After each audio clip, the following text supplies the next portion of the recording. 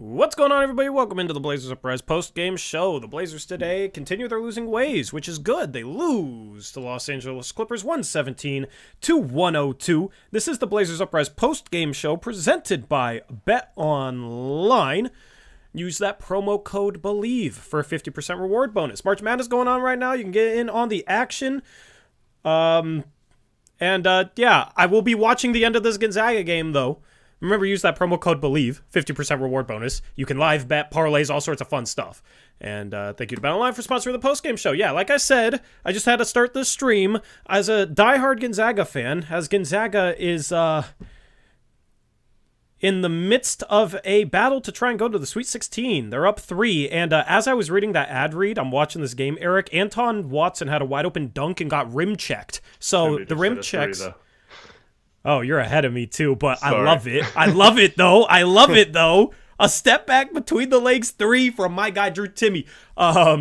Anyway, yeah, so I'm watching the rest of this as a diehard Gonzaga fan, and maybe if this game is really close to the end, I'll just show my live reaction. We'll see, but the Blazers lose. That's good, and Eric's going to be handling this one. Anton Watson, don't get rim checked this time. He actually dunked it. Let's go. All right. So, it's going to be a timeout. I'll get out of here at the after this timeout, okay? So March Madness has been fun. The Blazers losing is fun.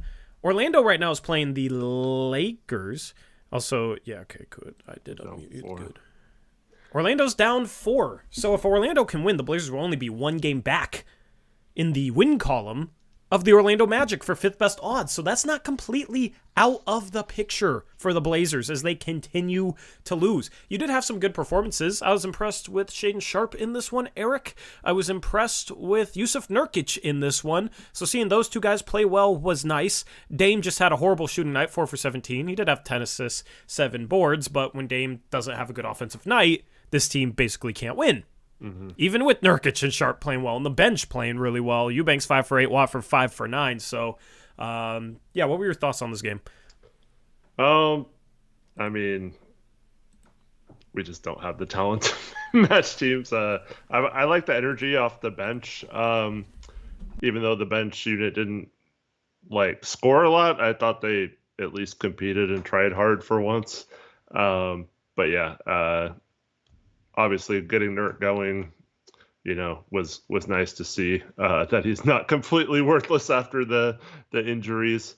So I mean, Dame missed a lot of shots.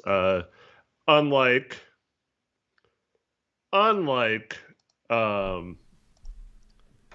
what Stupid People's Mix is saying in chat, Dame had probably his best defensive game of the season, in my opinion. He was all over the place making good plays, and the guy doesn't understand what his own defense is, but we digress. But yeah, it's always someone else's fault. When you're a fan of some average player, there's always an excuse when he plays bad, but when he plays good, they want us to praise him. You know what I mean?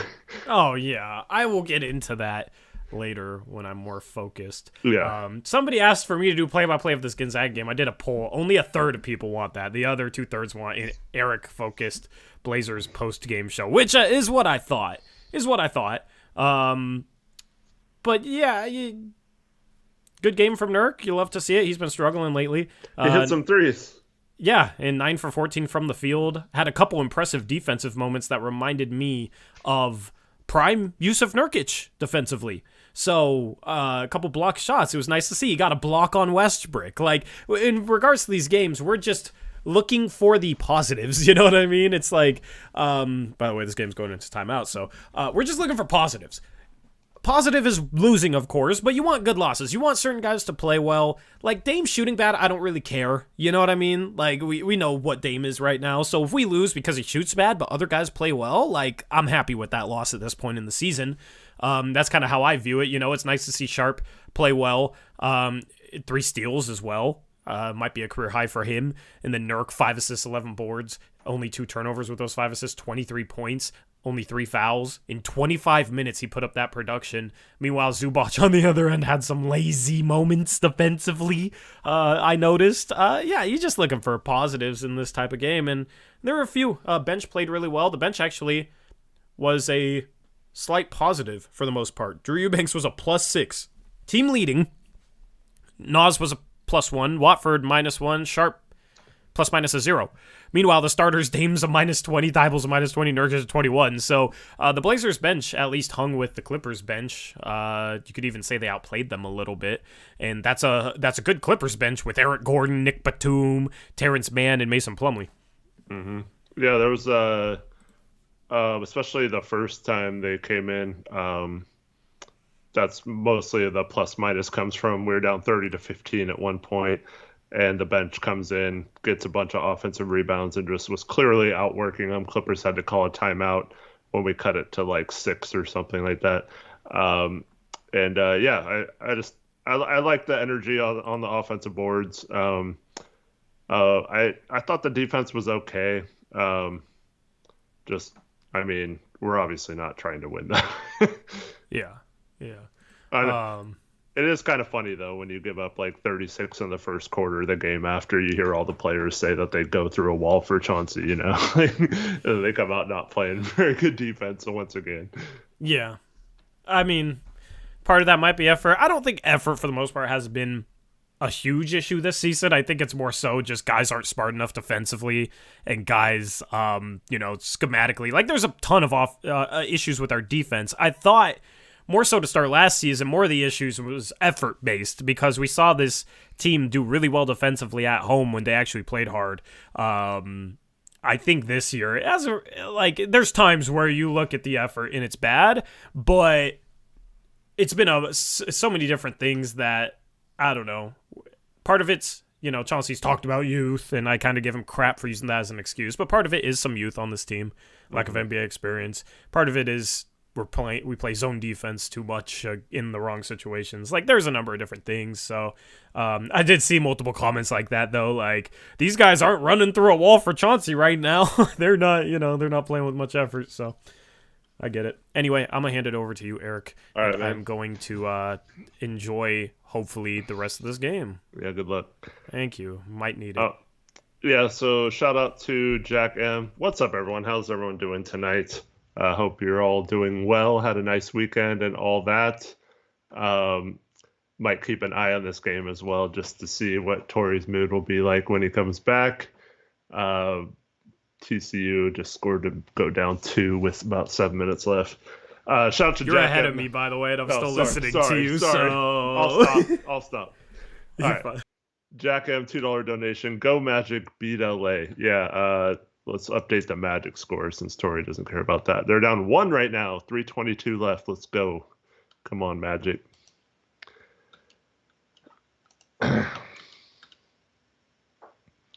And People's Mix, I'm waiting for NBA.com to post the videos of all the individual player stuff. So,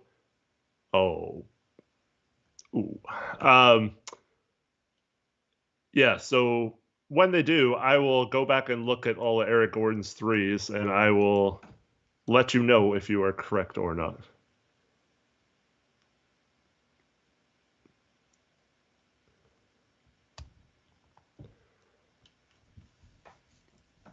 Bryce says he fell asleep at 3, trying to take an hour nap before dinner. Tyler James, I didn't watch the game today. I have it recorded. I'm looking forward to watching the Ducks versus Taylor Hendricks later today. But yeah, I can give you my thoughts on Taylor Hendricks prior to today, but I did not watch the game today. So yeah, but gotta do your scouting. I love him, but yeah. We got a timeout, so I'll pop in during timeouts. Yeah, nice 3-pointer there. Oh, nice 3-pointer by Malik. I needed that, man. Needed that. And they were going on their run. I am nervous right now, man. I'm nervous. So, yeah, it's weird actually caring about basketball games and winning them and being competitive. So I'm going to enjoy it. Enjoy the moment. Anyway, I'll end that chat poll, by the way. Game's back on for me. That was a quick timeout. Okay, yeah. Fine. Well, hi and bye. People's Mix is Kevin Reese. He's been banned so many times. He's gotten different names and had to have a fake name, and he's lucky we haven't banned that name. Facts.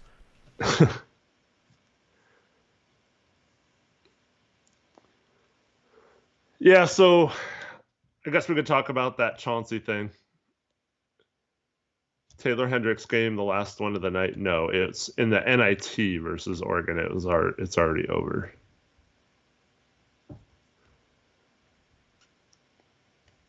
Little Scrappy is happy we lost. Tied game for the Orlando Magic. This would be huge for us. Blazers are doing their part. They've lost 6 in a row since winning that back-to-back against Orlando and Detroit. And now with this game pending, are 2 games back of the Magic for the 5th best odds. So they win this game, the Magic, and the Blazers are only a game and a half out of 5th best lottery odds, and a 10.5% chance at Victor Wembanyama. Sup, Jacob Sumlin? How you doing? How's everyone else doing tonight? Any thoughts on the game? Any thoughts about Chauncey getting the vote of confidence after last game from all the team? It's just, to me, it's kind of funny how players will say that they will run through a wall for someone, but they don't seem to like do that on the court. You know what I mean? Like it's not translating to the team looking like they want to run through a wall for him. So, but if you've listened to any of our shows, we've both told you numerous times that the Blazers are not going to fire Chauncey Billups. He's going to be their coach next year. He's going to get another excuse. Yeah, I saw that comment on Twitter. It was like, Grant would run through a wall for his coach, but he won't run to the ball on a rebound. Yeah, funny. Abibi says, I'm out on Derek Lively as a potential player for us to draft. Much rather Jarris Walker and Brandon Miller. Oh, so you're telling me you'd rather have like the 3rd and the 6th rated prospect versus the 20th rated prospect? Like, great take, man. Like, come on, dude. Like, Lively is like a mid to late first round pick, not a like we're not gonna take Lively at 6. Like, that's not what we're talking about. We've never talked about him in that. Come on, dude. But I do think that it is clear that the players still respect Chauncey in the locker room. I think they still, I don't think they've like tuned him out or like he's lost the team or anything. I just don't know if he's a good coach. So, yeah. But okay, so if you wouldn't draft Lively in the 20s, which is a weird take, like Miller's going to go 2 or 3, and Jarris Walker's going to be gone by like 8 at the latest. So who else would you like in the 20s then, Abibi? Don't mention 2 players that are guaranteed top 8 picks. Bry the Kid asked, was it a fun game to lose at least? I wouldn't exactly call it fun. Yeah. I mean, I'm happy they lost. They put up some fight at times. It was good to see Nurkic have a good game. He scored on the first his first 4 shots, including hitting his first 3 since he's been back from injuries. But yeah, outside of that, there wasn't a lot to be. Anthony had some nice drives in the first half and then went cold a little bit. We have he's a Lakers fan, so yeah.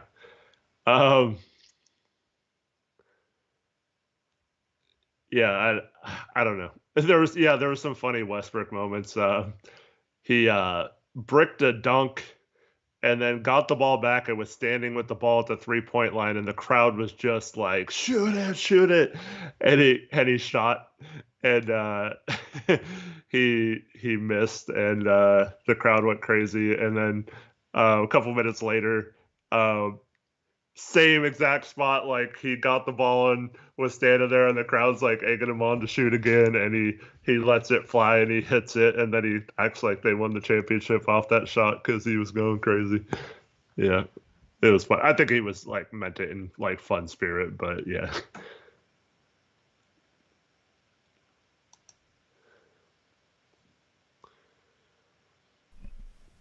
Yeah, Garben or Garrett. Sorry. I don't really. I don't know. I mean, the refereeing has been bad. I mean, it's bad in college. It's bad in. Um, it's bad in the NBA. There's a reason why. Like Fred Van Vliet's calling out officials and stuff. Like that was funny. But um, Yeah, I mean, I don't know. I don't like to blame stuff on refs too often outside of like a major call at the end of a game that decides a close game, a hard fought game. I don't like that kind of stuff. But I don't really like blaming refs um, most of the time. I mean, I think they're pretty consistently bad, so you have to expect that they are bad. Magic choked. Paulo got a technical. Oh, nice. I assume he thinks he got fouled on the driving layup he missed, according to GameCast.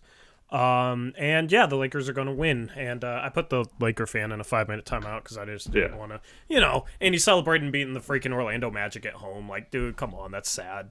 Sad franchise over there down in LA. But my guy Drew Timmy putting in work, man. Putting in freaking work. I love it. I love it. 6th odds are okay. Yeah, but 5th place odds are better. Give me every % I can get to get Wemby.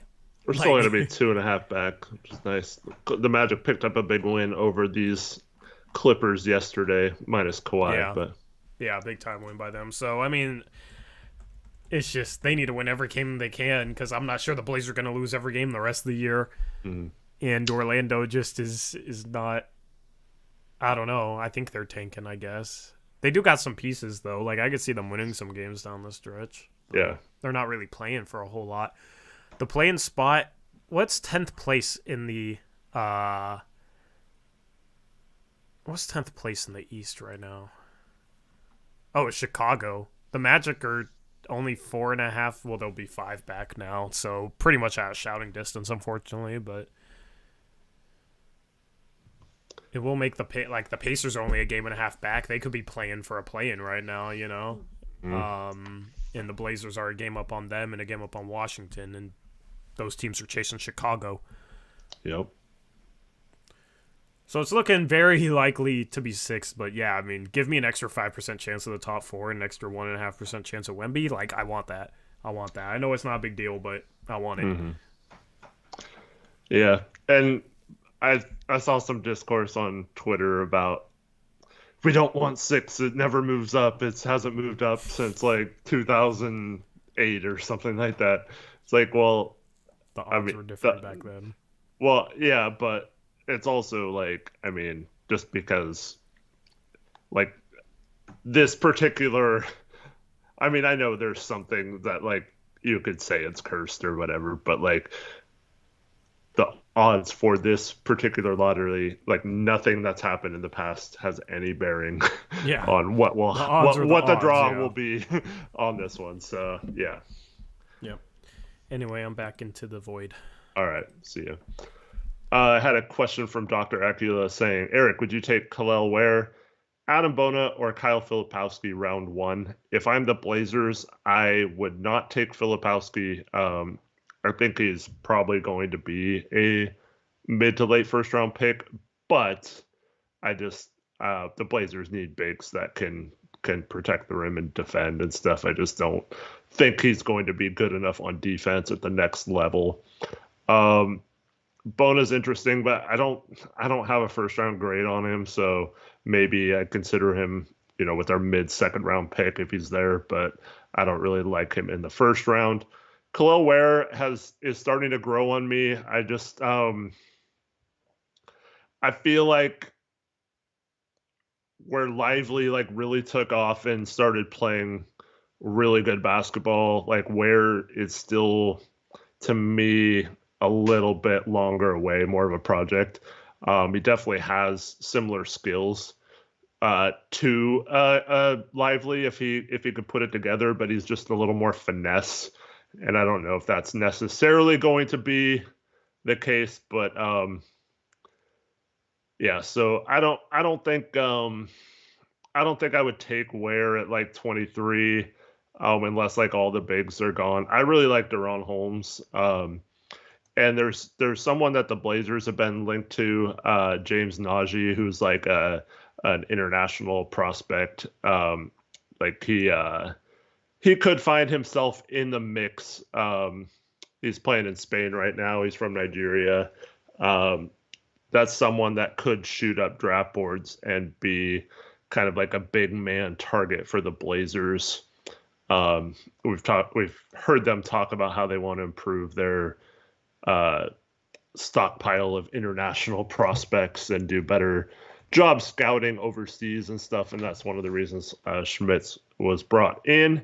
So I could definitely see them going for someone like that if they're going after a big man.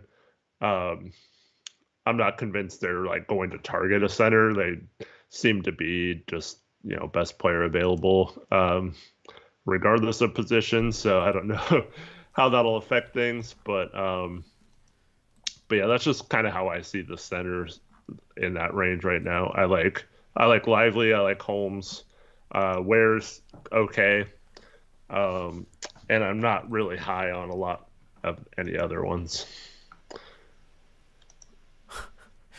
We had a comment on chat. Blazers were 19 and 17 on January 1st. Then Dame starts scoring a lot, and they're 12 and 23 since. Thoughts? What a terrible question. That's the worst question I've seen in at least tonight. Anyway, Gonzaga right now sitting pretty, so I'm doing okay until they choke. Hopefully they don't choke. Knock on wood. Terry Stotts was better than Billups. I mean, why do you guys still talk about this dude, man? The game back on. Ugh. I don't understand why people still talk about Terry Stotts, Eric. Like, if we talk about him in comparison to Billups being better earlier in the season, it was a problem. Now that it's a struggle, people keep bringing him up. It's like he's not coming back. They coach this exact same way. Yep, Gonzaga's choking. Let's move on. Jeez, I don't get it. Anyway, I'm back into the void as my Gonzaga Bulldogs choke because they just got an over and back for fun, so that's cool. Yep. You also have to keep in mind they've had several injuries since January 1st. They got worse at the trade deadline. They haven't addressed any of their weaknesses. Their defense got figured out back in late November, early December, and they haven't adjusted one bit since then. To me, that's on coaching, not on Dame. Dame's doing everything he can to propel a horrible coach team and a horrible roster to even claw and stay in it. But he's just not good enough to lead this roster no matter how many points he scores. And Dame's been super efficient, insanely efficient. So if you think a high efficiency scoring a lot is bad for a team, that's crazy. Braden then says $5 donation. Thank you, Braden. At the moment, do you think it's better to keep the Knicks pick for ourselves or trade it? I'm not just trading it to trade it. That's dumb in my opinion. So if it's needed for a part of a package, either we need to trade 4 or 5 first to get a really good player. I'm all for trading it if it's needed in a package like that. If there's someone that really wants that pick and that there's a good player available, I don't think the 23rd pick has that kind of value normally. Maybe you could look at it like a Christian Wood type player, because not saying for the Blazers, but last year the Dallas Mavericks used the 26th pick to get Christian Wood, and then they just had salary filler. The problem becomes we don't have salary filler, so we don't have a lot of it. So even if we had a trade like that, it puts the Blazers in a tough position to even use that pick in just a trade. So I don't really like trading it. I'd rather just take a swing at someone and hope that they pan out and we're a good pick versus just trading it for the sake of trading it. And yeah, Wiseman, what did he have today? Like 22 and 13 for the Pistons or something. But no, we don't need that guy.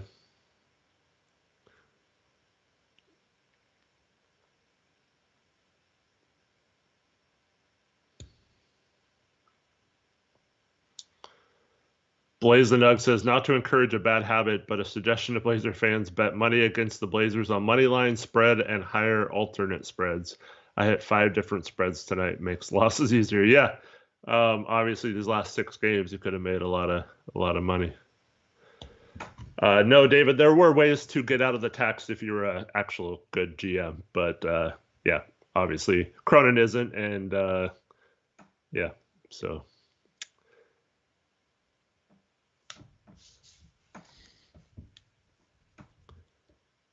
Wiseman does not have a qualifying offer, man. Get your facts straight. He's already under contract next year. It's for 2 years from now, his qualifying offer. So we would have had a $12 million expiring contract for a decent player that we could have traded in the offseason. No, he wouldn't have, man. You don't know what you're talking about. Well, Tori and I have broken this down probably 10 times about how it wouldn't have screwed our cap, but keep going on about narratives that you have to explain a bad GM. Blazer fan says he's very glad that he didn't bet the win-loss over/under before the season started. Yeah, when they're at like 10-4, it's hard to imagine that they weren't going to hit that. So, yeah. Garrett asks, how do you know so much about contracts? It's just, looking them up constantly, and I do my own spreadsheets for the contracts, and the mock off seasons that we do each summer help a lot too, because then yeah.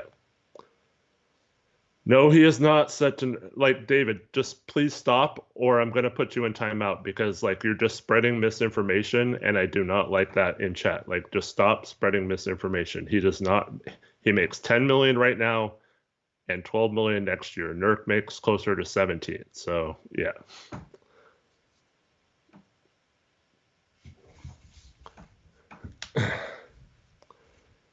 What do you mean, how much do you think he will make? He's already under contract next year for 12 million. How many times do I have to tell you that, David?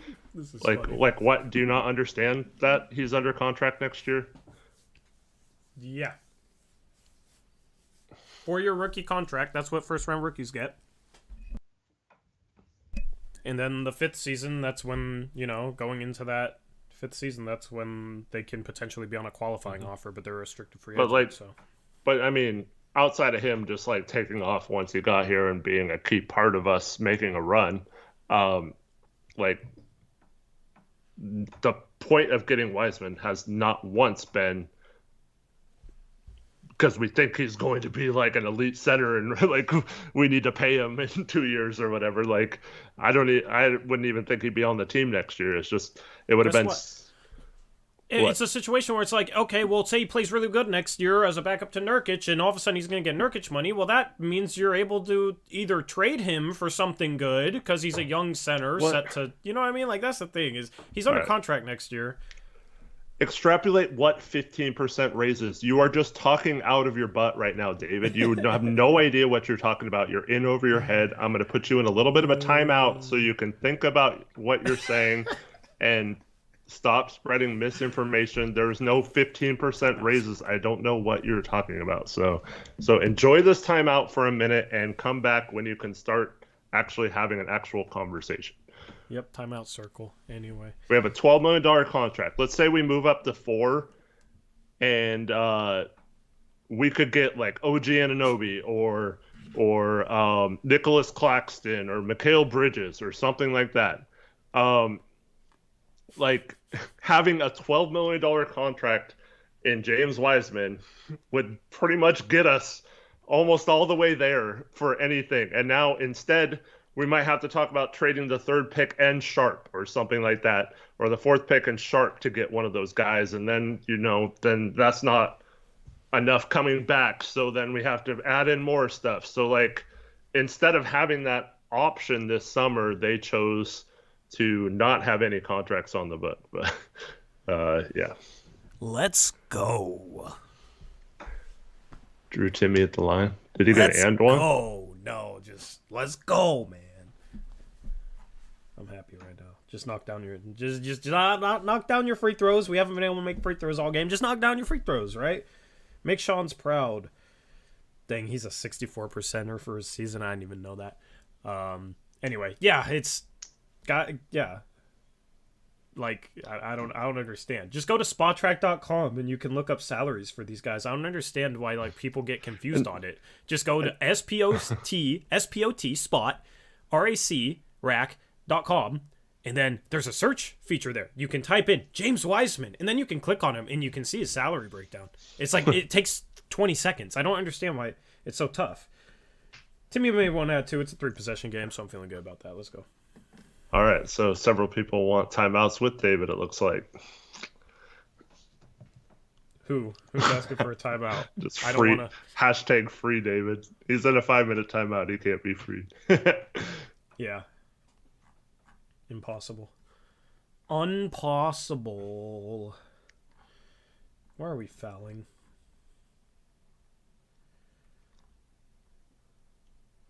Oh, Why no, it is... wasn't a foul. What are you talking about, Ari? Wiseman's not getting bought out. He's under contract next year. And even if he did get bought out, we're not taking him. But all these people, too, were like, oh, such high upside, great moves, Cronin, getting Cam Reddish. He's got so much potential. But, like, the number 2 pick center, like, and they just bring up, oh, but they haven't won a game since he's been there. Yeah, because he's on Detroit, and they don't have anyone playing for them. Are They're we winning literally right now sitting with out Cam Reddish? half the frickin' roster. Yeah. Are we winning right now with Cam Reddish? God. This is going into a review. I think it's Gonzaga ball, which would effectively end it with 15 seconds left. Up Did 7. Miles touch that? I think so. I thought so live. Yeah, off his leg. The NCAA goes to reviews on any iffy out of bounds call in like the final 2 minutes, like the NBA used to. The NBA doesn't do it anymore.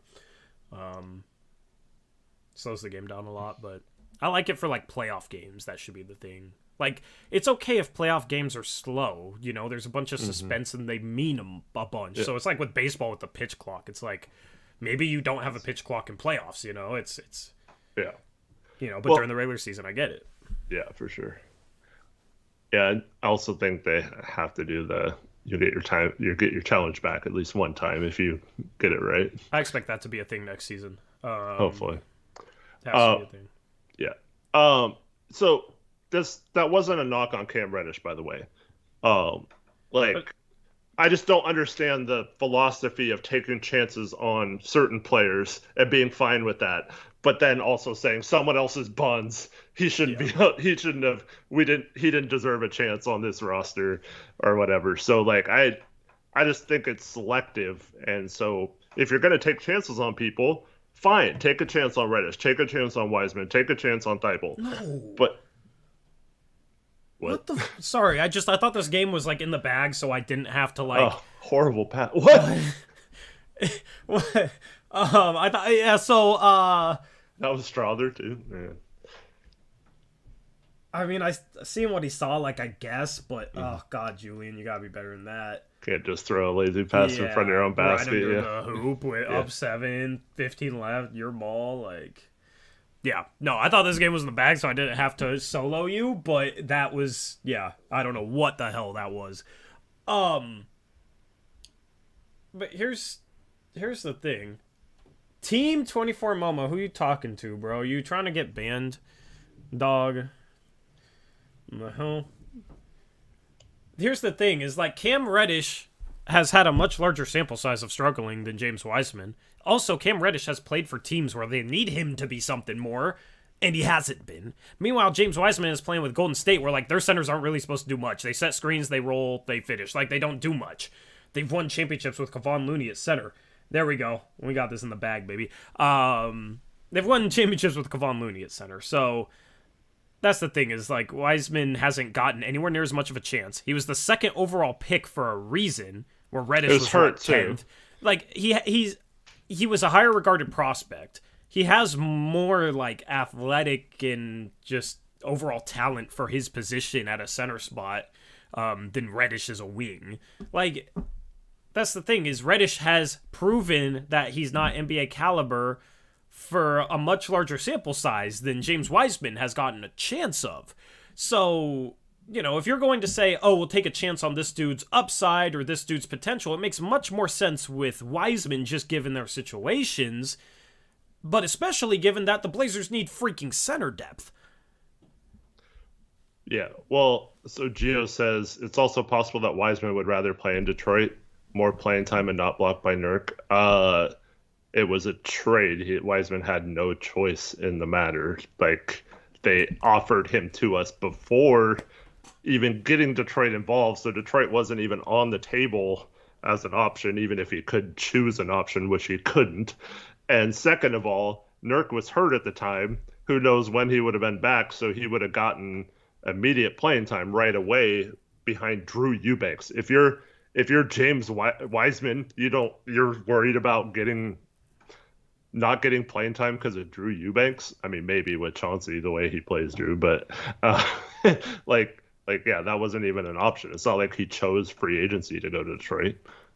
Yeah, it's just crazy because here's the thing with all these guys: you can find reasons to not like them. Gio, come on. This is becoming like David. Sorry, Tori. Like he says, you don't understand that agents have a lot of control, more control than we know of. The Warriors literally called us and offered Wiseman for Gary Payton.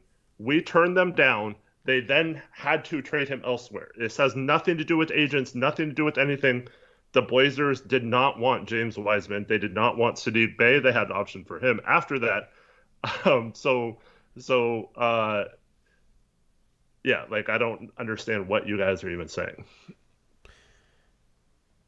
Here's the thing is, like, it's just frustrating because you can literally cherry pick whatever to either hate a young guy that hasn't panned out yet or love a young guy that hasn't panned out yet. You know what I mean? Like, But here's the thing is you have to look for multiple things to have an opinion, right? You can't just say his on-off numbers were bad, meaning he sucks.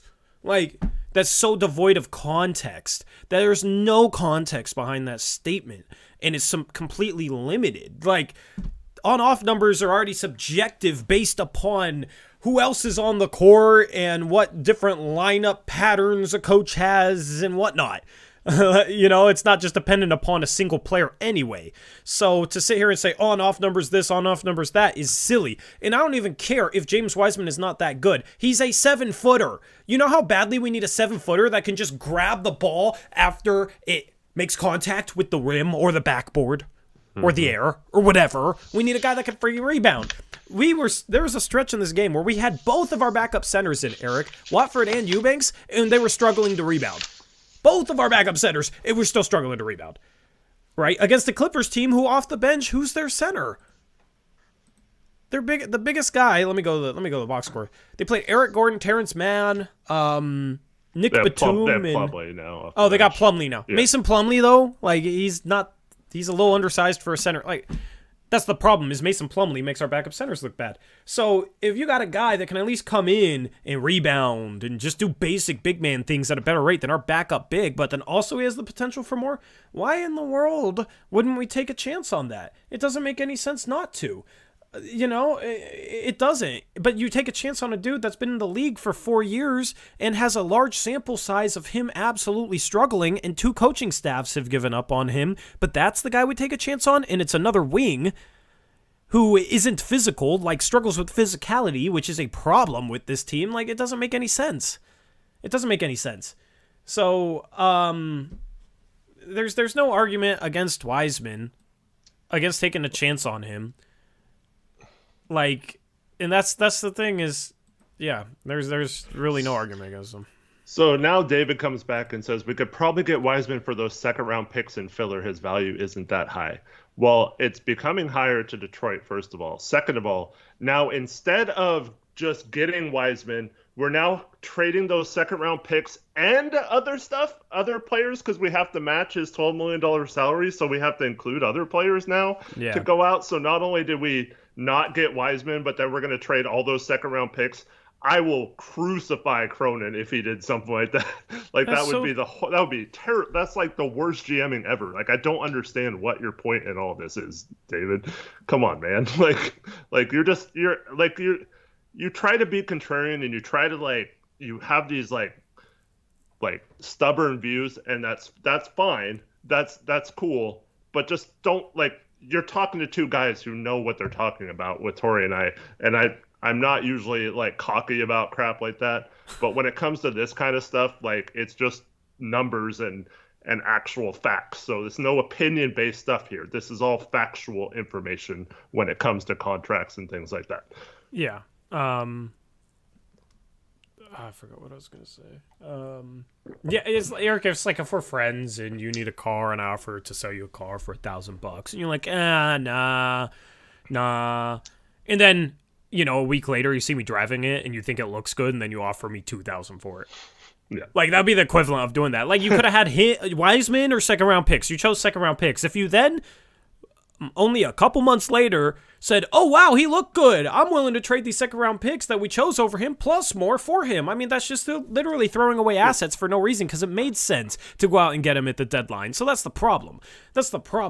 Like, we don't take the right high upside guys. We don't work well around the fringes of the roster. That was a theme with Neil Olshey. That's been a theme with Joe Cronin. The fringes of the roster, right? It's like you look at a Keon Johnson. He's a fringe roster player right now, like a developable piece in first round value, blah, blah, blah. He no longer has first round value. He has not developed to this point as well as he probably should have. Like, you can't play him right now and expect it to help the team in any regard. Like, even defensively, which was supposed to be his calling card, he's okay, but he's not great.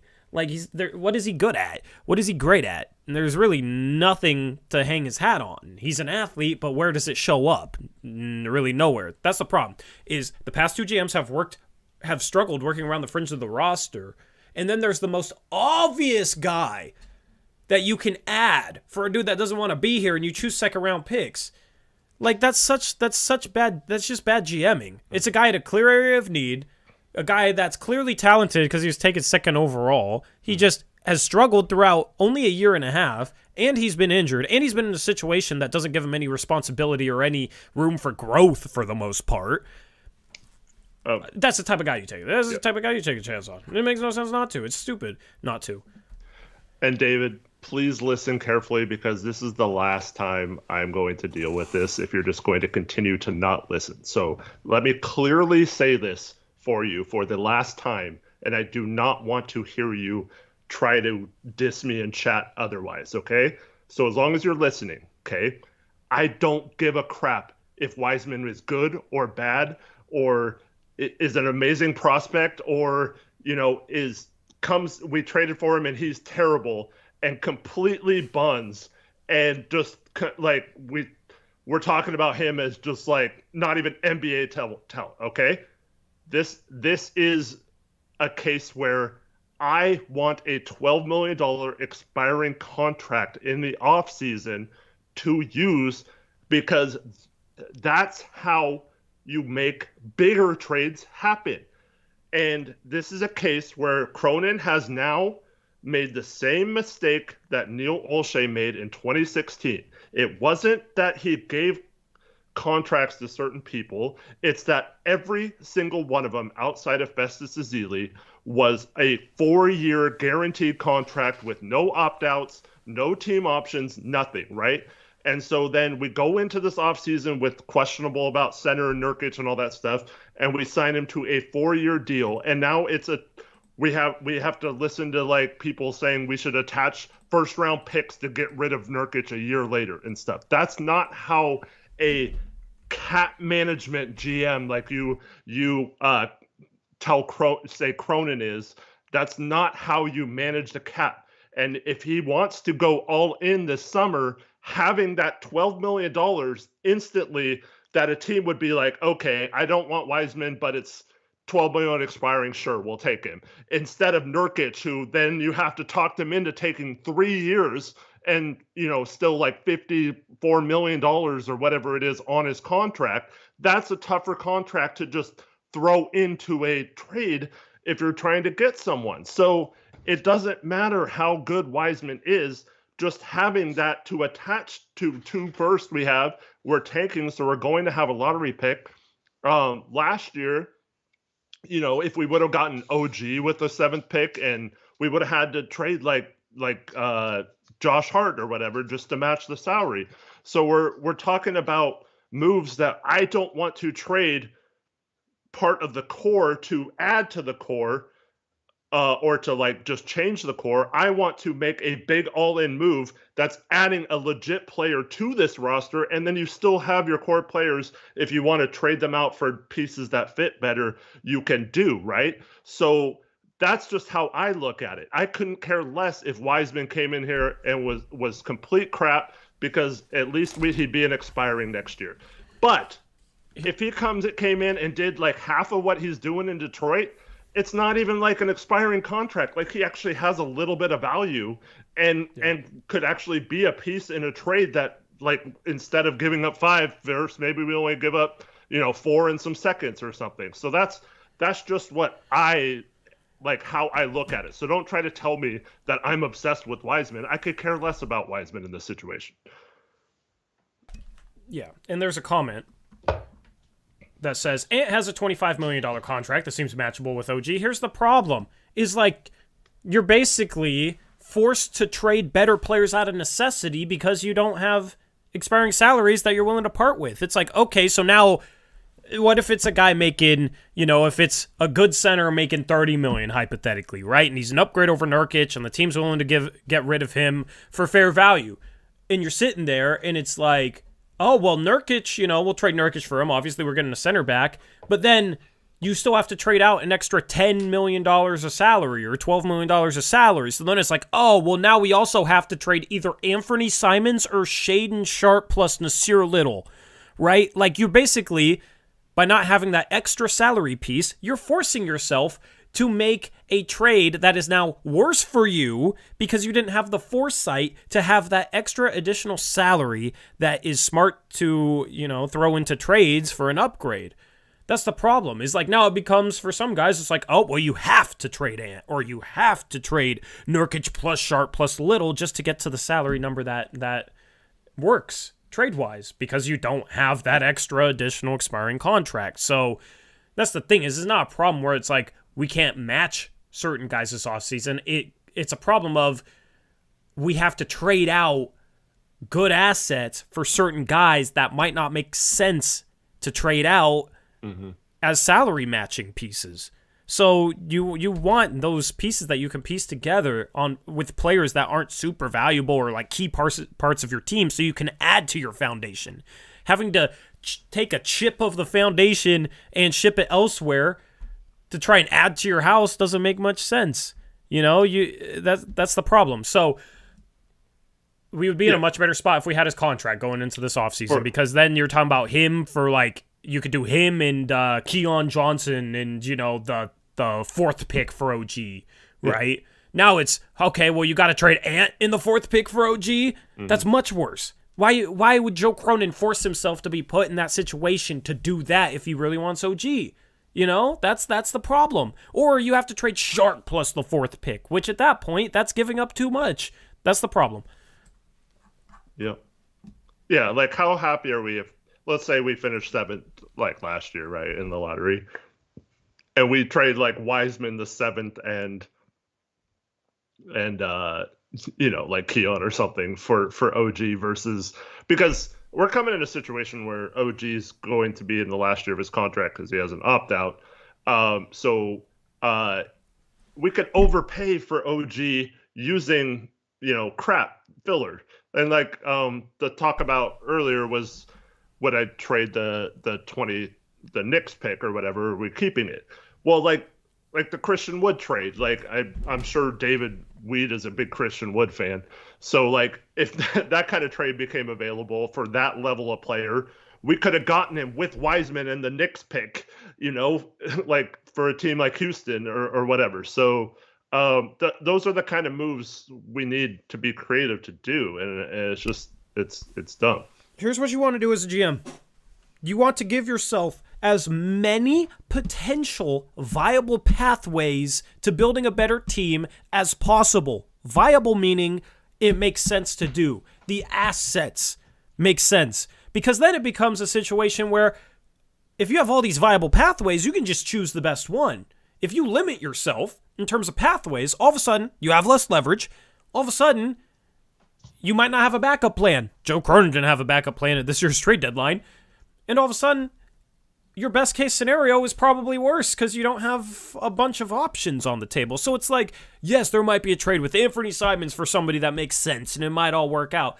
But the problem is, by not having that extra $12 million salary chip, is he's limiting his pathways in order to build a good team this offseason. Like, you want to be able to have the option to flip Wiseman and the Keon in the 4th pick for OG without having to trade a starter so that you can add to your starting lineup. Like, that's the problem. And that's the thing with a lot of moves that people seem to not be able to realize in the moment is, it's, let's take a chance on Cam Reddish, sure, and Thibault can play defense, sure, blah, blah, blah. They don't think about the possible pathways to a better future that it sets up. Or they might have one idea like, now this offseason we can do this. Well, guess what? Most of the time, your most optimistic plan isn't on the table. Most of the time, your 2 most optimistic plans aren't on the table, right? Like, optimistically, sure, we get Joel Embiid this offseason. Guess what? It's very likely that's not on the table. You have to have a backup plan, and a backup plan, and a backup plan, and another contingency plan, and another contingency plan. And you got to be able to have the versatility in the pieces you trade out to match salary to try and make the best deal possible in terms of assets. That's good GMing. That's the thing that a lot of people kind of struggle to understand when they don't have a problem that he didn't get back James Wiseman and doesn't have that $12 million expiring contract this offseason or next year. Well, and then so I see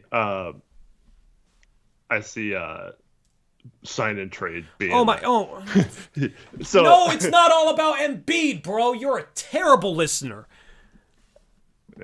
You're a terrible listener. Just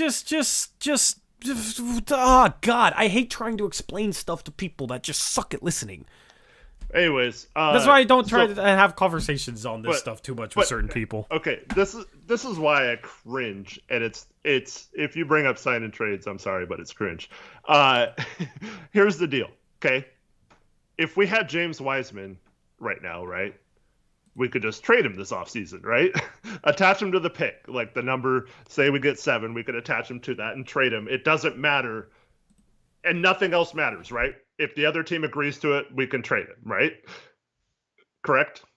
Yeah. Okay. But we traded for 3 players that are free agents. The 2 main ones are Thibault and Reddish.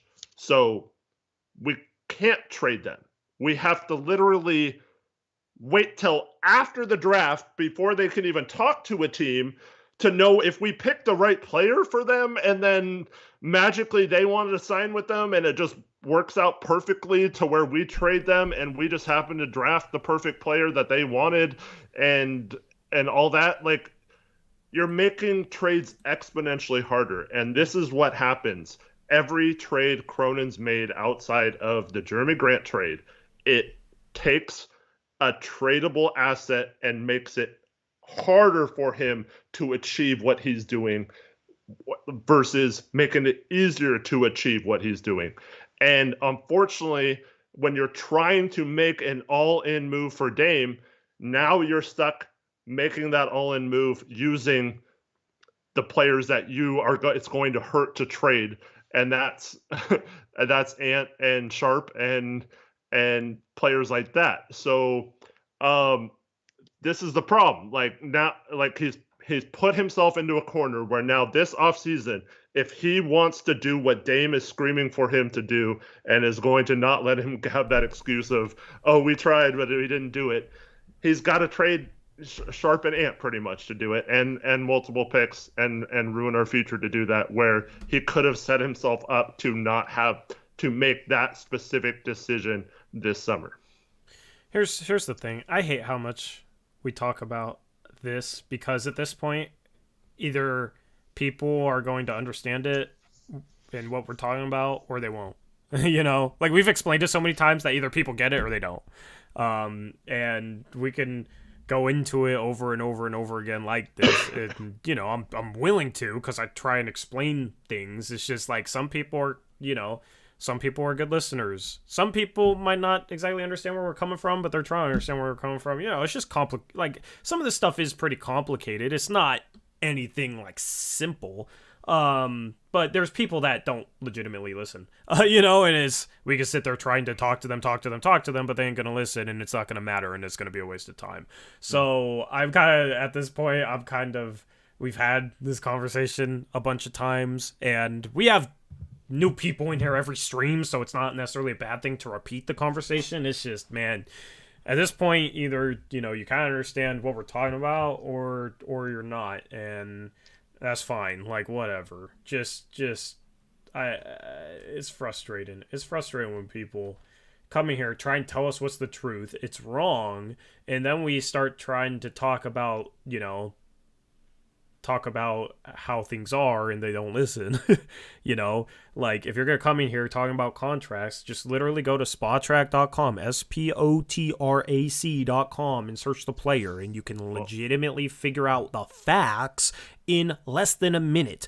The thing is like me and you have that off the top of our head because we've studied, contracts and run the mock off season and all sorts of stuff, try and come up with trade ideas and whatnot. But it's like, man, okay, so we've put in the work, Eric, to know a ton of player contracts off the top of our head. The least people could do if they come into chat and want to tell us what contracts are is make sure they have it right by taking 30 seconds to check it. Mm-hmm. Well, at least David looked up a contract that's actually matchable for Nurk, and he's saying Miles Turner. But this goes back to what Tori's been saying about the plans. So that could very well be their plan A this summer, right? Attach the lottery pick to Miles Turner or to Nurkic and get Miles Turner, right? But let's say the Pacers, who signed Ayton last summer, really, really want Ayton still and are like, nah, we're waiting for the year to be up on that veto. The NBA rules say they can't trade for Ayton for a year once they signed him and were matched, right? So here's the thing. If Indiana says, oh, nope, sorry, we already have basically a deal worked out with Phoenix, and we're going to be using Miles Turner to trade for Ayton. And then Portland's left like, uh-oh, that was our plan. Like, then what's next, right? Because it's not always going to happen with your plan A. And this is what we keep saying is you have to be set up to pivot and move in different directions, and relying on, sign and trades. You keep mentioning qualifying offers. You can't trade someone who signs a qualifying offer. They have veto power for a year, and it's a 1-year contract, so they wouldn't be eligible to be traded till January 15th. Plus, they have veto power over anywhere they go because they lose their bird rights if they get traded. So qualifying offers are stupid to even talk about right now in terms of trades. And if you sign and trade someone, they have to sign a 3-year contract. And so like, it's funny. I just don't get it. Yeah. There's something I was going to respond to. I don't see it.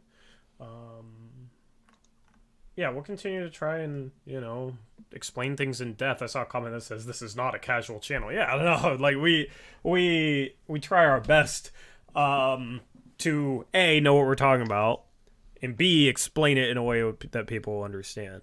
Because that's the tricky part. It's one thing to understand it. It's another thing to try and explain it in, common terms. Because a lot of this, a lot of rules in the CBA are, worded in a complicated way and that sort of thing. So that's what we try and do, at least. But Yeah, that the problem is like Cronin, I guarantee you, is just sitting here hoping an Embiid becomes available, or like hoping a Giannis becomes available, and I don't know if he has a backup plan. Like, I guarantee you that's why he's going this offseason, hoping. Like, Well, I mean, I think it's like I put OG and McHale in there too. like that's his backup plans, but Yeah. basically it's going to become a situation where like Giannis isn't going to become available, Embiid is not going to become available, and then it becomes okay. Well, we're one of more than half the league who wants Mikal Bridges or OG Anunoby. Yeah. So then it becomes, okay, let's overpay in order to get them, and we get screwed, or we don't get them, and who knows what his plan is after that. We're probably going to get screwed. So that's why this offseason, I'm expecting us to probably get screwed. Yeah, so yeah.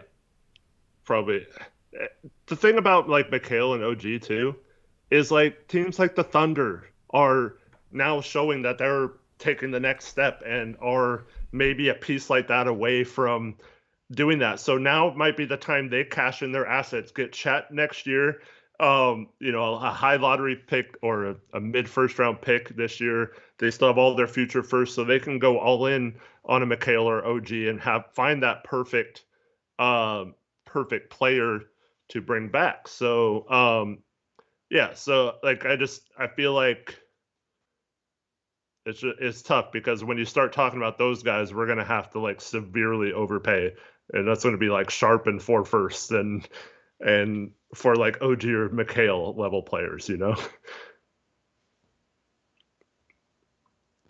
You're muted. I was just saying fun. Yeah. This offseason is going to be fun. I mean, you know what? It will be fun if we get lucky. Which is a segue. Into Tankathon. If you're ready. Are you ready? I have one more comment I want to read. Okay. Before we get into that, sorry. Okay. Go off. Nathaniel Hibbs, y'all say Cronin is a bad GM, but you weren't present for the negotiations. Correct me if I'm wrong. You make massive assumptions as if you have insider knowledge.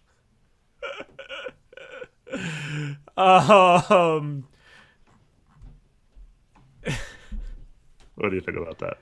I mean, that was the dude earlier who's like basically saying that we can't criticize the GM because we don't know, we aren't a GM. I don't know, I'm paraphrasing, but yeah, I saw a comment earlier that made me roll my eyes. But bro, okay, so Eric does have insider information, and he's extremely even if I about didn't it. though, like, but even if he didn't, you like, can analyze these moves, like, and you can listen to literally reports. Reported that we were offered Wiseman for Gary Payton. Bro, just hold on. You don't even have to know that. Oh my God, I'm tired of having this freaking conversation. You don't even have to know that. What did Golden State give up for Gary Payton II? What did they give up for him? What did they trade out? Please answer this. Think about it. It was a 14 trade, including the Hawks and the Pistons, and Sadiq Bey went to Atlanta. All right. What did the Warriors end up trading out in that trade? That 4-team trade that brought them back Gary Payton II.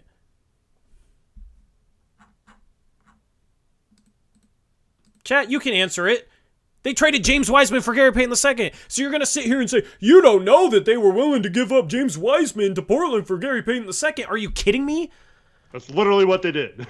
God, dude. Like, it's people that, it's like we pay so much attention to this stuff, and then it's the people that don't even pay enough attention to realize that Golden State gave up James Wiseman for Gary Payton II. They don't pay enough attention to even know that, and then they come in here giving us crap, and it's absolutely stupid. Yeah. He says, you also triggered. Hilarious. Well, you accomplished, if that's your goal, you accomplished it, because you're being ridiculous. Also, for all the people that want him to sign a backup center, and Nerlens Noel signs a 10-day contract, and you have people saying, you don't know if his agent told him to take a 10-day contract over a guaranteed contract the rest of the year. On a team that's like, yeah.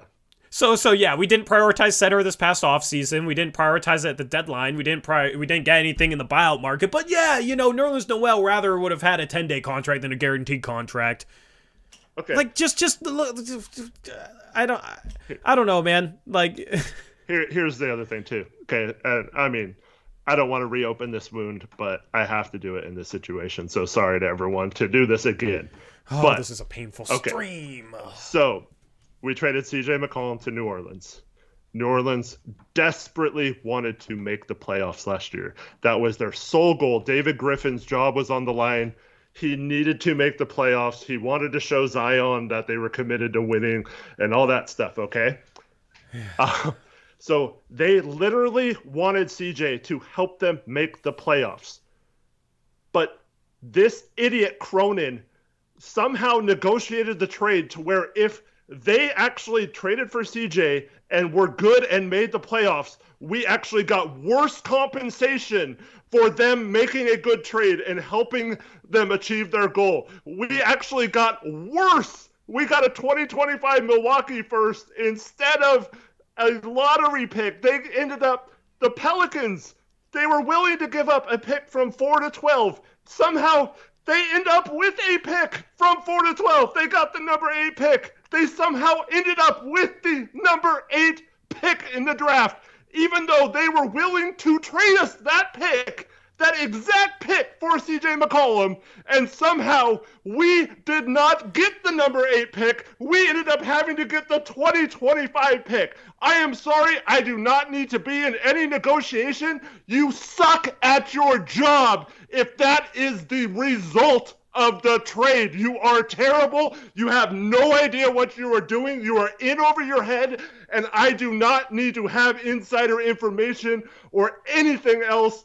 It was stupid, idiotic. He just assumed the Lakers were going to make the playoffs and the Pelicans didn't. You can't assume crap when you're a GM, and this is the problem. And then we have people like you come in and say we get triggered because we weren't in trade negotiations, so how would you know? Well, I know it was frickin' stupid to do that, and I know the frickin' not taking Wiseman was stupid, and everything else outside the Jeremy Grant trade that he's done has also been stupid, so take that, man. Yeah, like at the time, the Pelicans had the 8th pick, I think, of their own. Their own pick was like the 8th pick at the time, right? And then they also had the Lakers pick, right?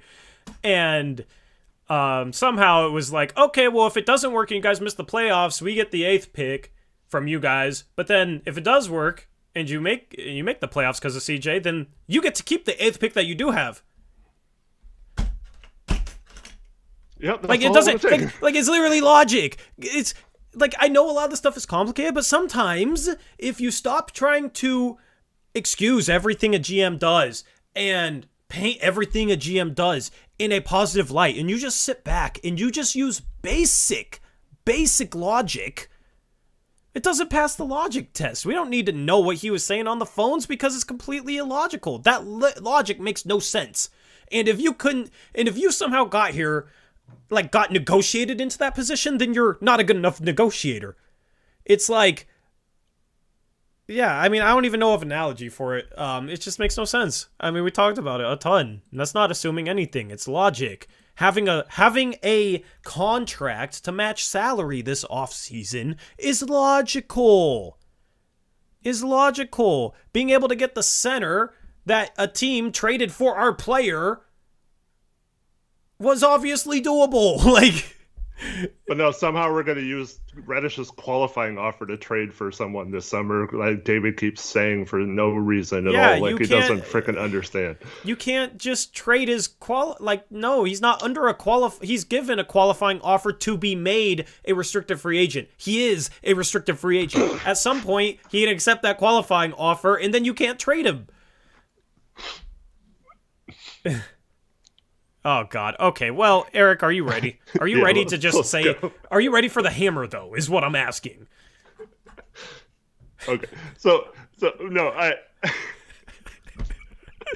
So, all right. So David Griffin was so worried about CJ's punctured lung that he was willing to give up a lottery pick if CJ sucked and had a bad punctured lung and they didn't make the playoffs and he was hurt and damaged goods. We would have gotten their lottery pick, and then but like if he wasn't hurt, it would be okay. Do you realize what you're saying, David? Because that's what you're saying, dumbass. Like, come on, man. Come on, David. Like you're my guy, David. Like I don't mean to be this rude to you, but like that's literally what you're saying is that David Griffin wanted to trade more if CJ McCollum had a punctured lung versus if he didn't have a punctured lung and was good for them. That's exactly what you just said, man. Think about what you say before you actually say it. Oh God! There's no way you're. Please tell me you're just the greatest troll in Blazers Uprise history, okay? Because guess what? You can accept that title right now. I am extending that as an open invitation for you to just admit that you're trolling and accept the award for greatest troll in our channel's history, okay? It's there for the taking. Please take it. Please tell me you're trolling. Yeah, here's your trophy, man. I'll buy you one, actually. Yeah, we will. Yep. DM me your address. I'll give you a trophy. We need a trophy with a Portland bridge with the troll like under the bridge, and that can be the greatest troll of the year. Greatest troll of the year. Anyway, oh God. Okay, are you ready for Tankathon? Yes, let's do it. Oh my goodness, dude, I can't handle. Connor says Portlandia's title's being challenged. Yeah, well, Portlandia is gone. I did go recently. I did go and like unhide a bunch of accounts. I will say that. There's gonna be people like, oh, did you unhide mine? Am I here now? Like, I unhid some accounts. Chat's kind of been more off the rails since then. So. Yeah. There was like one guy that reappeared immediately and was like, you guys have to give Terry Stotts an apology. You owe him one. It's just like, just shut up. Oh my goodness. Trevin, if you're in here, you know who that was. Some of you probably know who that was. Anyway, time for the freaking Tankathon. Everyone typing, am I hidden? No, you're not. Am I hidden? I finally modded my Gray, just please stop, bro. Just please, Gray, just Gray. Just Gray. I like you too much, bro. Like sometimes he has bad turnovers. Yes. Gray saw us giving another troll love, and he was like, oh man, I got a troll love about David. Bro, our blood pressure's too high, David, for this conversation at this point in time. I am sure we can have it a different day. Dame had 4 turnovers, okay? That's not great. He had 9 assists. He had more than a 2-to-1 assist to turnover ratio. He has to do it all, and sometimes he makes mistakes. But I understand it because it's Damian Lillard, and he has to do everything for this offense. Like, Nurkic's, and I love Nurkic. You know I love myself some Yusuf Nurkic. I think he's incredibly underrated by this fan base. But Yusuf Nurkic had that lob pass to a cutting Dame. That was terrible, yeah. That turnover drove me more crazy than any of Dame's. Because it's like, Nurkic, you're a role player. You don't need to be making the home run play, you know? You don't need to be like, it was just a bad read. Like whenever he puts that much loft under his passes, they almost always end up at least getting tipped or being a turnover. So at this point, like, I don't know how he hasn't learned to not throw passes that are that soft. You know, if it's towards the rim and it's an oop, it makes perfect sense. But like into the middle of the paint, I don't know if he's ever completed a pass like that in his life. So yeah, that drives me crazier than that drives me crazier than any of Dame's turnovers. And Eric, I gotta stop reading this dude's comments. I just gotta stop reading his comments. Is People's Mix still in here? Yeah, I only gave him a 5-minute timeout because he was rooting for the Lakers, and I didn't want that energy in here. I haven't seen him post in a while though. Yeah. Well, he's celebrating his Lakers beating the Magic, so yeah. People's Mix, man. If you're in here again, I want you back in here. I have to talk about him now. No, this has to be addressed. I hope he comes back. Someone hit him up on Twitter and tell him to come back. I'll message him while you're getting Tankathon ready. What? I have to address something with him. I am so curious and completely in chat. I know as much as you guys. Apparently, we're choosing smoke tonight. I don't know what's going on, but shout Alex Wolf $5 dono says, "Can I be King Troll if I mail you guys Nolan Smith jerseys?" I'd rock a Nolan Smith jersey. I don't want a Nolan Smith jersey. I'll add it to my crappy jersey collection. I know. I mean, it would fit your collection. Yeah.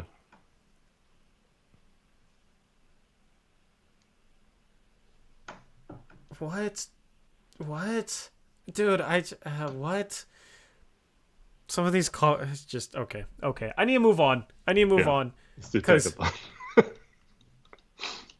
instead of Wemby, think of what we pivot to if we get 6. What? Well, we're only getting Wemby if we get 1. I don't what? Okay, tankathon time. So the Blazers have 6 best odds. And they have a 9% chance at Wembanyama, okay. And a 37% chance at the top 4. They are currently a game better than the Wizards and the Pacers, who are tied for 7th. We're obviously rooting for those teams to win games. Chicago is currently in play-in territory, and they don't have their pick right now, so they're going to be playing to win games. They've won 2 in a row. They've won 6 out of their last 10, so I don't think we really have to worry about Chicago, New Orleans. Like, I think Portland's in a position where the only 2 teams I could see realistically passing them is Washington and Indiana, but the Blazers might be bad enough to not even really have to worry a whole lot about that. Obviously, we want the Magic to win games, which is why we're rooting for the Magic earlier. The Blazers are 2 behind in the win column, so if the Magic can win 2 more games the rest of the season, then there'll at least be a tie, and then it's like is it even odds for the lottery? Or is it like a coin flip to decide who has 5th and 6th place odds? I think it's a coin flip to see who gets the extra 0.1% or whatever. Yeah, they even out as much as they can, but since there's a finite number of ping pong balls, sometimes the percentages aren't exactly even, so then they do a coin flip for who has that extra 1 ping pong ball. So that would be the scenario. Like, we would have we'd have a 9.7 or a 9.8% chance at Wemby if we're able to tie Orlando, and approximately like a 39.6% chance of top 4. So go up a couple percentage points there. That is the situation we're in. Hopefully Orlando can win some games. Actually, I want to look at the rest of the schedule for the Magic. They got the Wizards on Tuesday, so I mean, rooting for the Magic to beat the Wizards, but if they don't, then that just could potentially create more distance between us and Washington, so that'd be a good thing. They then got New York. They're going to lose that game. Brooklyn, I mean, I guess that's winnable at home. Memphis without Ja. Washington, Detroit. Cleveland on back-to-back nights. Brooklyn, Miami. I could see, Detroit, that's a game they should win. And Washington is a game they could definitely win at home. That's probably going to be like a 50-50 game. And then there's Washington on the road. They could also win. Brooklyn a couple times. There's some winnable games in here for Orlando. I could see them, if I had to predict, 3, maybe 4 wins the rest of the season. Eric, do you agree with that? Yeah. And then Portland, the problem is this is the Magic, right? Yeah, that was the Magic. Yeah, they've been competitive. This is the second night of back-to-back. They still almost pulled it out in LA. They beat the Clippers yesterday, so I think they could surprise us. They're not tanking for some reason. Yeah. Or fully tanking. I mean, they've played close to 500 basketball since December 7th. Mm-hmm. They lost a lot of games at the start of the year. Here's the thing. The Blazers could shut down Dame soon. Because Dame had post-game comments today, Eric, that we'll have to listen to after this. That is actually kind of sad, but also probably good at the same time. But Portland's schedule, here's the thing. If Dame's playing, then you got, San Antonio, that's a very winnable game. But the rest of the schedule's actually lined up quite nice. Utah, that's a very winnable game. I'm hoping. Utah is in play-in position, though, and that is on the road. At home versus Chicago, I don't know if we'll be favored another game the rest of the season. OKC's in play-in position right now. If I had to guess, I'd say we win 2 more games the rest of the year. Do you agree with that? I know it's just completely throwing a number out there. Yeah. No, it's probably pretty accurate. Yeah, I think we get 2 more wins, and Orlando gets 3, maybe 4. So obviously 4, that would be a tie there. So that's what we're looking at for the tank race. But if Dame gets shut down and like Grant's shut down and Nurk gets shut down and Ant gets shut down, then we could lose every single one of these games. So if Orlando could just get 3 wins in that case, then we are sitting pretty, and we surely know how to tank. I mean, we just threw out the same lineups that we threw out last year with Eubanks and Keon and Watford and Sharp this time. Develop him. Yeah. Watch him win us a game by dropping like 35. Anyway. Before you hit Sim Lottery, let's get these 2 donations. Emerson, I think that's the Filipino pesos, 99 Filipino pesos. Love Mad, Eric and Tori, and D-Weed content. Laughing fire emoji. And then Alvaro was on with the $2 donation. Thanks, Albie. David, greater than Blockboy on the troll ranking. Impressive. Yeah. Thanks, Alvy. There's your positivity, David. Congrats on your trollsmanship. That's what I'm gonna call it, trollsmanship. And David, to say that we want someone to be mad at it, chat, I would much rather have a chat that like gives good insight and provides good discussion than have to like get mad and rant all the time. Yeah. Yep. And, there has been a couple times where I've hidden people for completely taking chat off the rails far too much with just crap. So, not doing it to you, but you tested that tonight. So, anyway, let's simulate this thing. Let's go, Wimby. Fingers crossed. Scroll down, and then scroll up like we always do. Oh, just skip down to the bottom again for some reason. Okay, here we go. 14 is the Lakers, 13 Toronto, 12 Utah via Minnesota, 11 is Utah. Dude, why is it skipping down, man? Just make this easy on me. Okay, 11 Utah. 10 is Chicago via Orlando, meaning that the Pelicans jumped into the top 4. Awesome. 9 is going to be Indiana. 8 is going to be Washington. Moment of truth, this is where Portland should be. At 7, it's Orlando. So Portland top 4 with New Orleans. Oh, let's go. That's interesting. God, imagine that on draft lottery day. That would be so nerve-wracking. Are you kidding me? Yeah. Because if they get both us and the Wemby, Pels. oh, God, he'd be so perfect next to Zion. Oh, my God, that'd be scary. At 6... it's San Antonio. I'm worried about the skipping. They fell. And at 5, it's Detroit. So Houston, Charlotte, New Orleans, and Portland.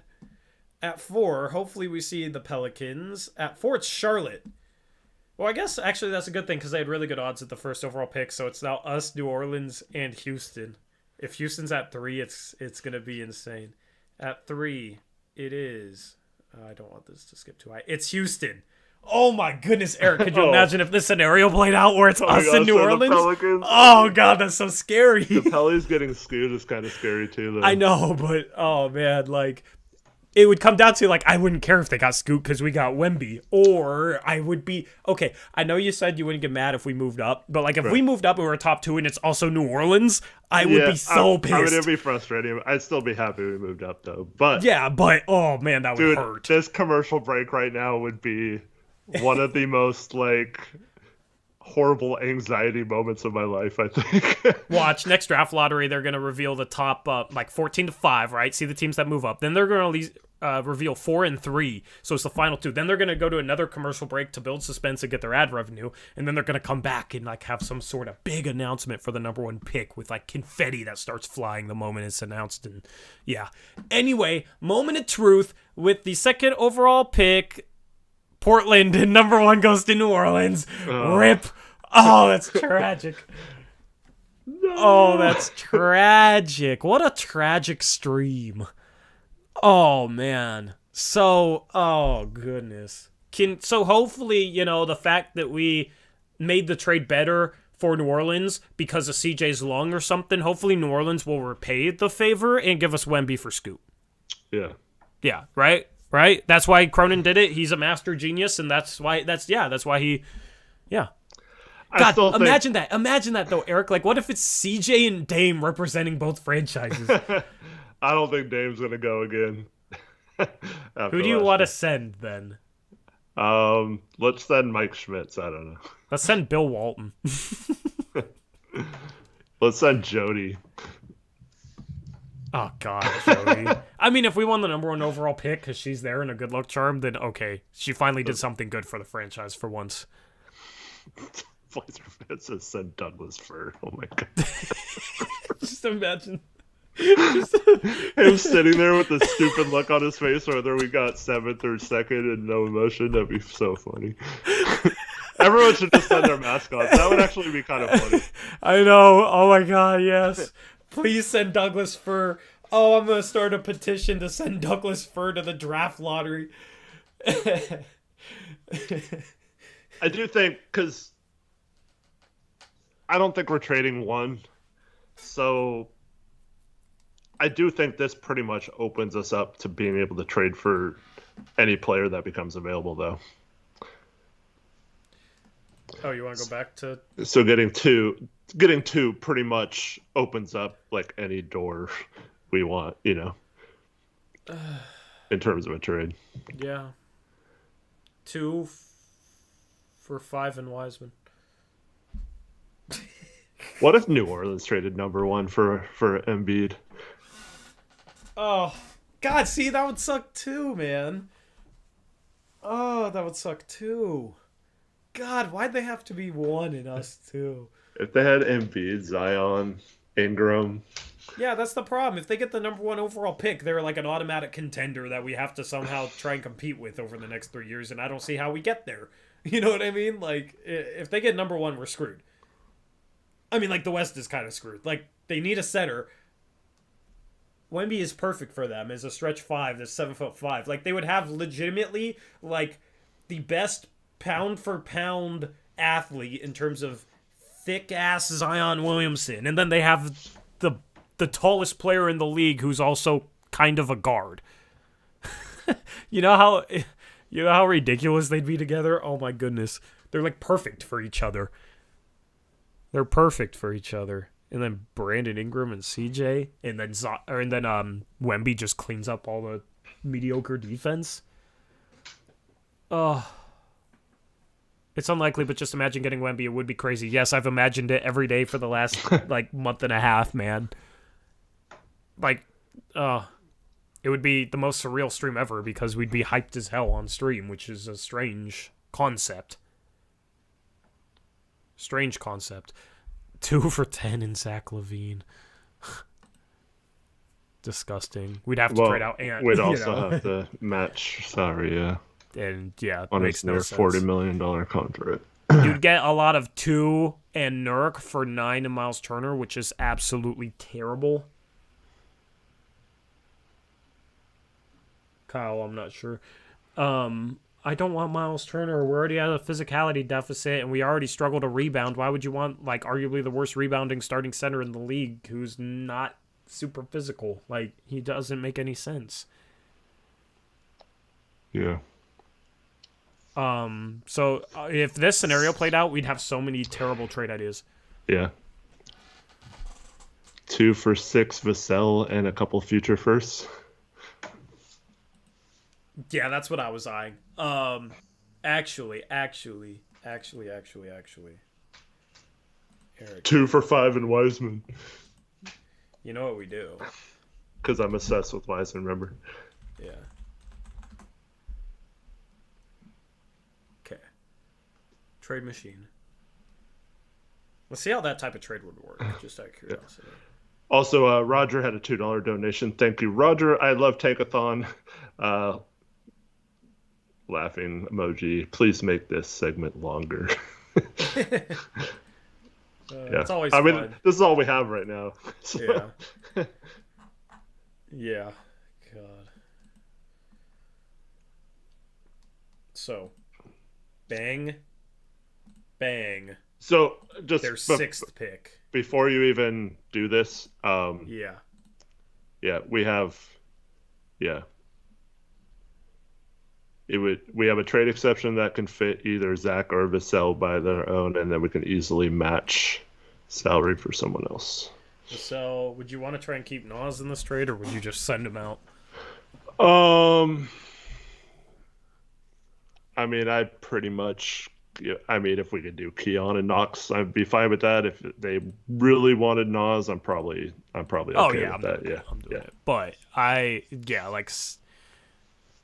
think in this particular trade, this is where I was saying last stream that two has such good value. I think, in my opinion, that this trade would work. We could really hold out and get something really good. Oh yeah, I mean, I would do this trade if you could get Vassell, Collins in the 6th pick for number 2. Mm-hmm. Like Vassell's already really really good, and he's just like people don't know it because the Spurs suck, but Vassell's legit. And he missed half the year. Rick Pitino in serious discussions to be next St. John's coach. That's interesting. Anyway. Just popped across my phone. Yeah, I'm looking up Vassell stats, but I can't do it on the computer because I'm sharing my screen. Vassell. So on the season, Devin Vassell is averaging 18.5 points per game in 31 minutes. He's shooting 38.5% from 3 on 7 attempts per game, almost 3 makes per game.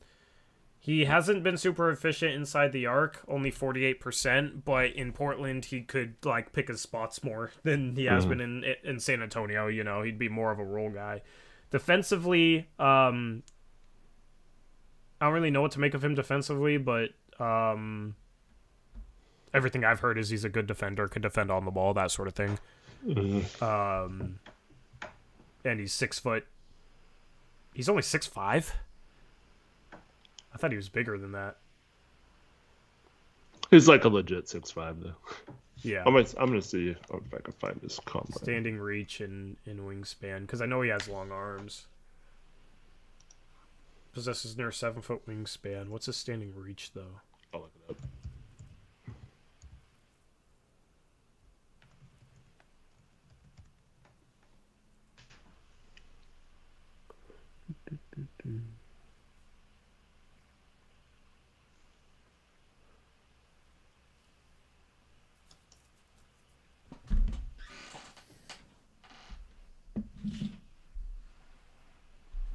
Of course, this doesn't.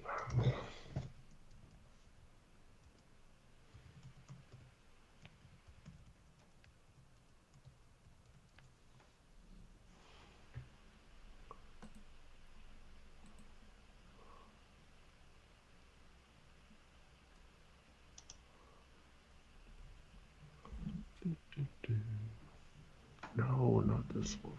You struggling? For some reason, I always Dead air. This is chat. Well, I keep finding the one that has it only lists the top 10 each year, and I hate it, and I can never get to the one. It's on the same website, but I can never find the right one. But I got it now. Hold on. All right, so wait, he measured, right? I thought so. I don't know. He's small forward size, whatever. Yeah. He come in and be our starting small forward, and then Zach. So what would be your next follow-up move? If you traded two Knox and Keon, trade Nasir if they want him, right? You bring back Zach, Devin Vassell in the 6th pick. What's the follow-up move? Because now you potentially... It makes it easier to trade Nurkic. Mm-hmm. You have the 6th pick. You could obviously draft somebody with that. You had two guys that'll help your defense in Vassell and Collins. This might be kind of crazy, but I might overpay for Nick Claxton. Do you think there's a chance he would even be gettable even for an overpay?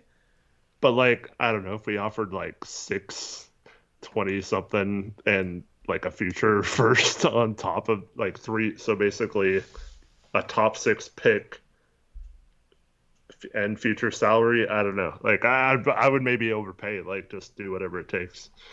And then what would your lineup be? But I like it. I like it. I'm not saying he's available, but I would like say, I know this guy's not available, but that's the type of situation if we pulled that trade off that we just need one good follow-up move, in my opinion.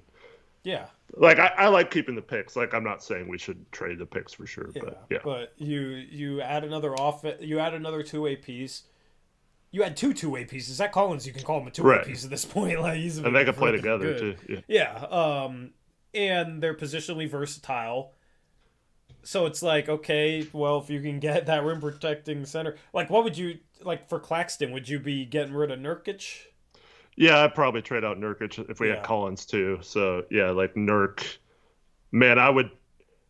Would you give up like potentially, like let's just say Nurk and Keon or whoever for and like 4 firsts for Claxton and DFS? If we did this trade first?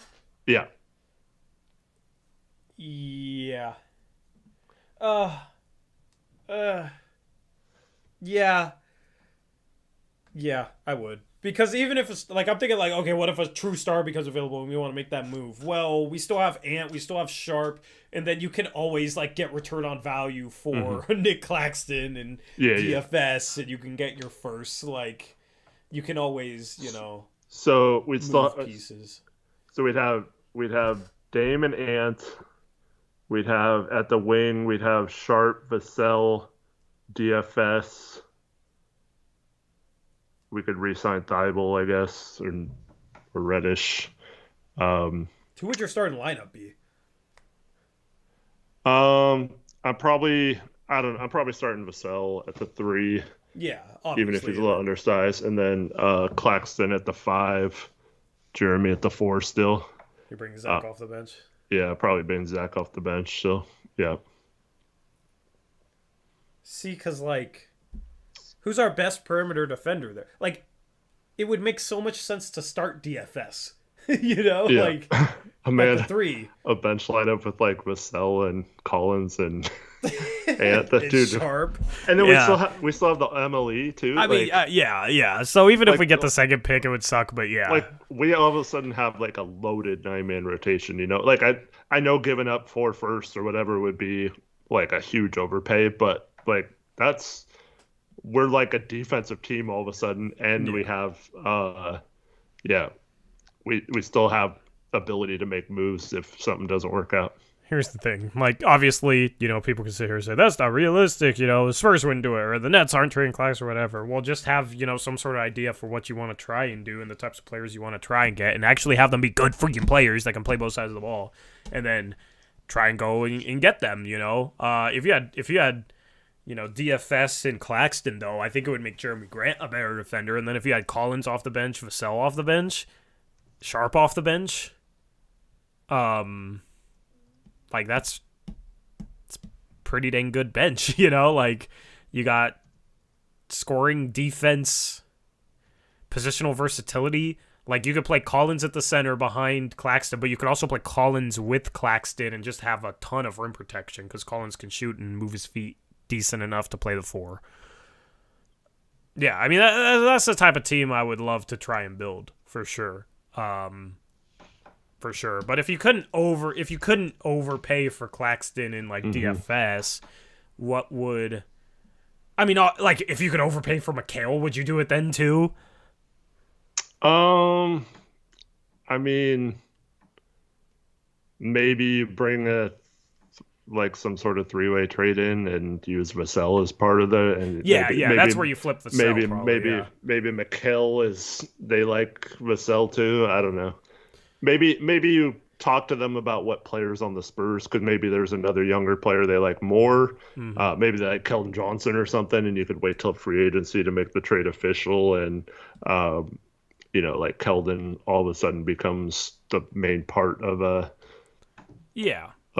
McHale trade. I don't know. Yeah, and that's with the second pick. Like Scoot is a phenomenal prospect. Probably would have been the number 1 pick last year. Without Wemby, would be the number 1 pick. Well, now he's going to be the third.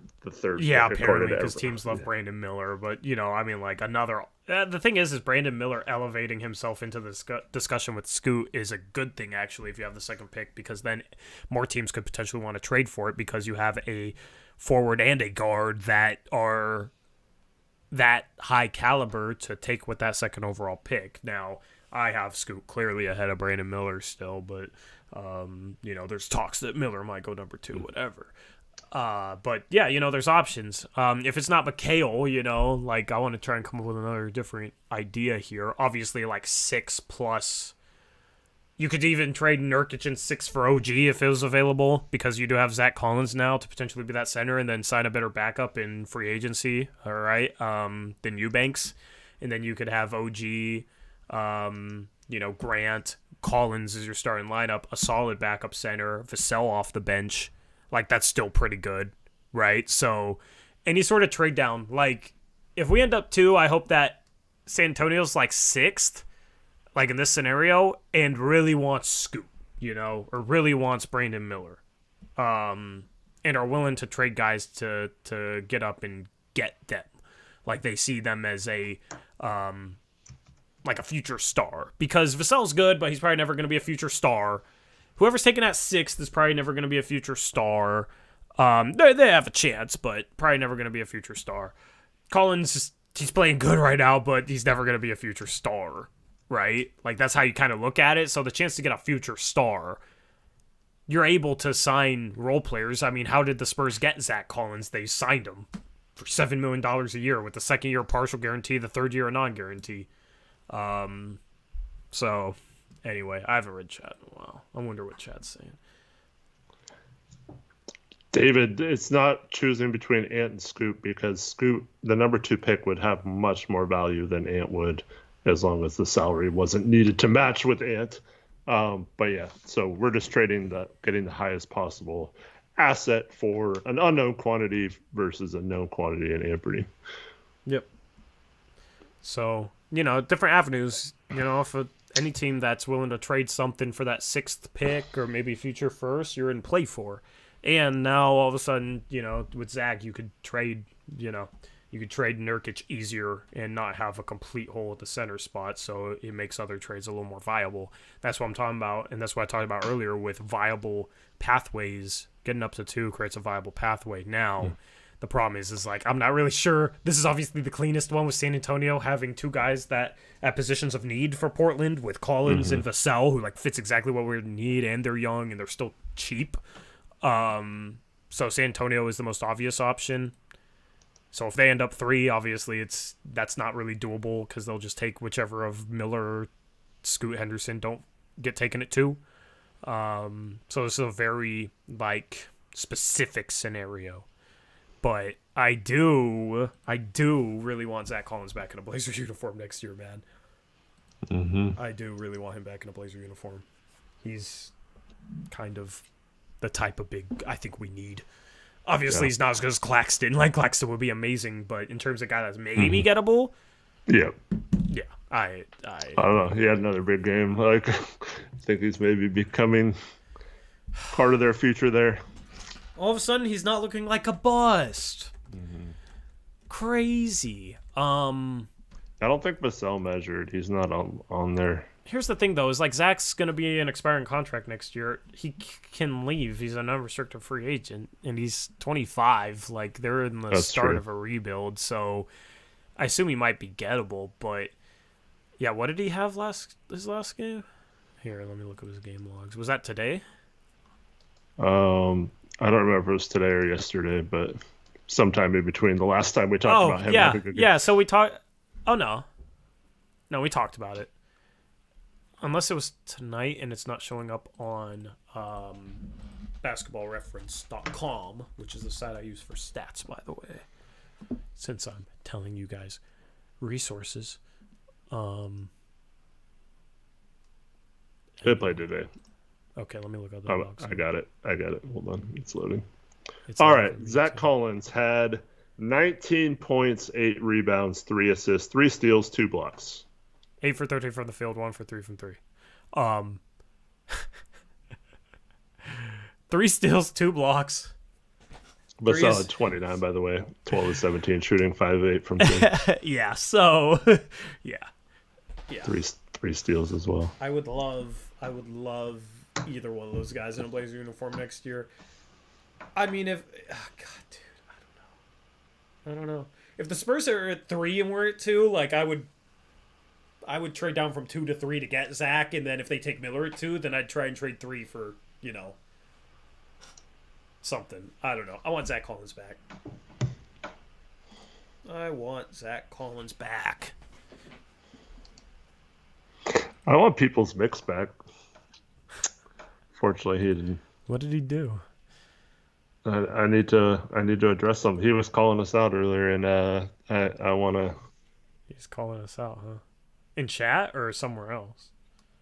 Yeah, he was calling us out for that Dame missed 3 straight defensive assignments against Eric Gordon when Sharp didn't, and I need to talk to him about it. Oh yeah, I'm sure that was a big statement by him. It couldn't be more of a BS statement. Yeah, of course it's a BS statement. Anyway, he'll be back. You'll be able to call him out next time on our next post-game show, which is on the 21st? Tuesday. Right, that's our next game. Oh, yeah, show tomorrow. Yeah, we'll have a show tomorrow. Yeah. I mean, we don't have a ton of stream time, Hyper Prime with the $5 donation. You don't think we could include Billups in that trade to also get Pop? No. Billups has no trade value. Wait, the Blazers don't play on Tuesday. They play Wednesday. Yeah. Another 2 days off? Let's go. Yeah. It's this week it's Wednesday, Friday, Sunday, I think. Are the games. Nice, cool. So I did say we're gonna listen to the Dame interview, okay? Because there's something apparently said in said interview. He says something, yeah. Yeah, I'm not gonna spoil it. We're gonna listen. And if you're following People's Mix on Twitter, go tweet at him. You really want to stick it to him. All right.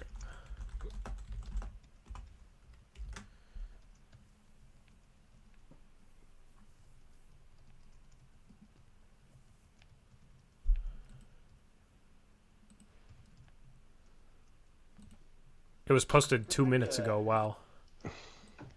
Don't tell him, but I tricked him. I just told him I wanted to talk about how Dame missed a bunch of assignments.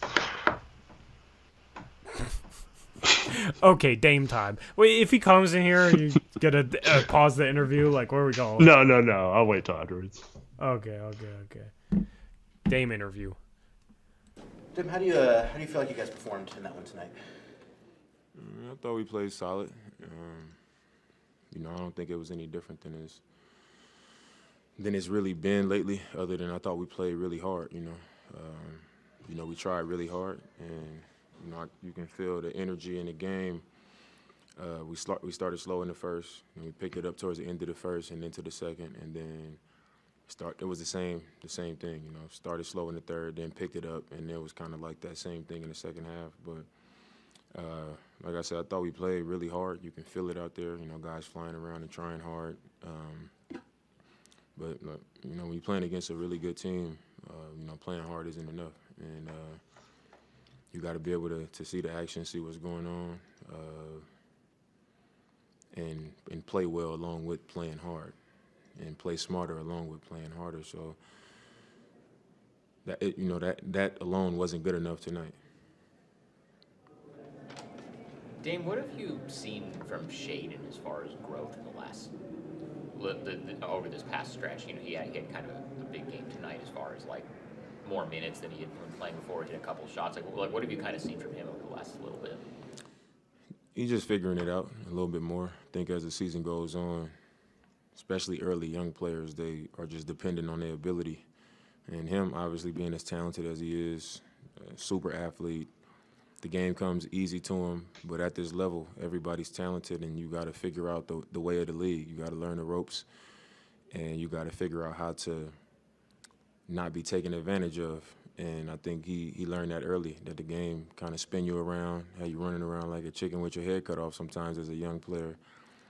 But I think right now it's starting to slow down for him a little bit. He's having better judgment defensively. Offensively, he's seeing things that he wasn't seeing before. And I think because he's not just dependent on his ability the whole time, he's starting to understand the way of the game at this level. It's starting to just look better, and it's allowing him to just put solid games together. So it's, I think it's natural for young players toward the end of the season for things to start to slow down and them to start feeling a little bit more comfortable. And I think that's what's happening for him in these last few games. Dame, stylistically, obviously you don't want to pick up another loss, but do you feel like that building guys up, Ant, Tease, not the young guys, but the guys who think they're going to be here for the long haul, kind of going forward when Ant's kind of hitting pocket passes and Tease is hitting those back cuts, and like you're playing that brand of basketball. Do you at least take a little something from that and that growth even in a loss like this? I think anytime you see growth and you see stuff that can contribute towards winning attitude and winning behavior and winning things, you accept it. You love to see that from guys. And I think that definitely is something that you got to continue to encourage and continue to build upon as we continue to work towards next season and things like that. But for me, that's not what I'm interested in. So that's the frustrating part of it, is talking about, for what's going to happen next season and us building. Like that's not what I'm here to do, especially at this stage of my career. So as much as it is encouraging to promote that brand of basketball that you probably win with going forward, and that's what we got to learn to make a habit of. I mean, right now I'm not out there looking like, okay, we making these plays. This is what we got to start doing for next.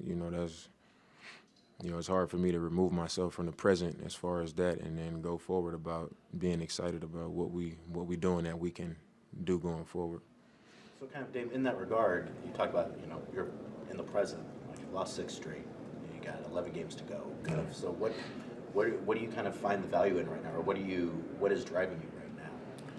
I just love to play, and I'm just not ready to not play. I think that's what it comes down to. I don't think anybody in here is crazy. You look at what the other teams are doing, and they creating separation. We on the losing streak. We've pretty much fallen out of the race for the 10th spot. Unless we go out there and win every game.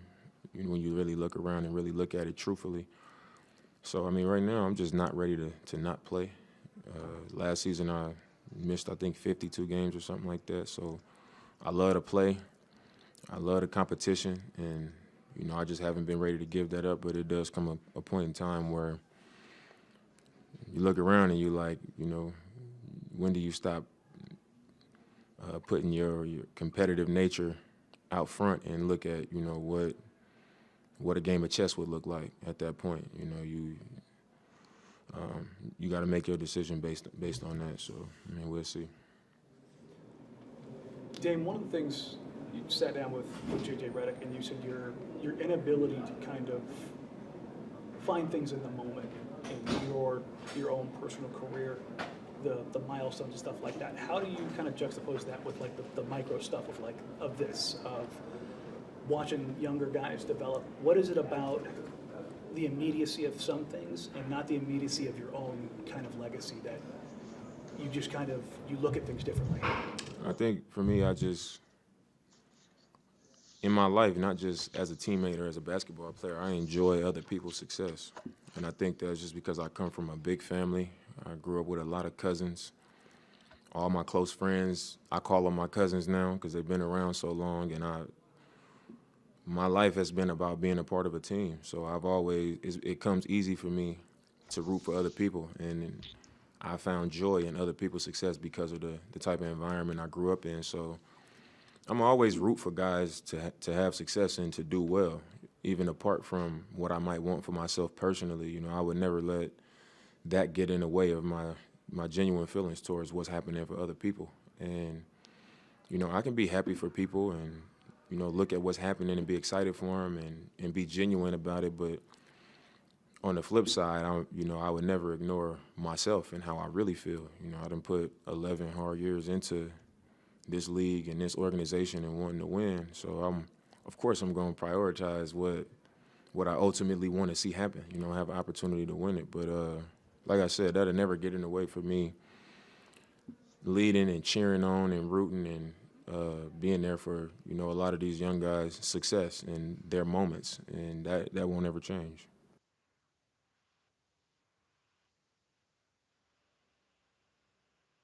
Okay. Well, so obviously the most interesting quote there was, at some point, when you look at it truthfully, there is a touch of the 10th seed, and sometimes you just gotta look at what a game of chess looks like, which I'm interested if Dame actually plays chess, because if Dame actually plays chess, I'd be down to play chess with him on a stream. That'd be a great, fun time for me, the chess player. But, yeah, so it sounds like at some point, and it's what Chris Haynes reported, at some point, these losses keep piling up, Dame's going to get shut down, and it could be a couple of games, it could be soon. Which means tanking, obviously, and at this point, I think that's probably what's going to happen.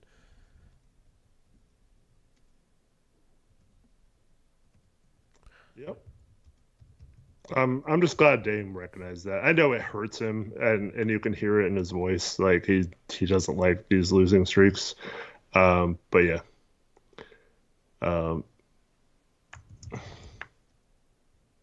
Yeah.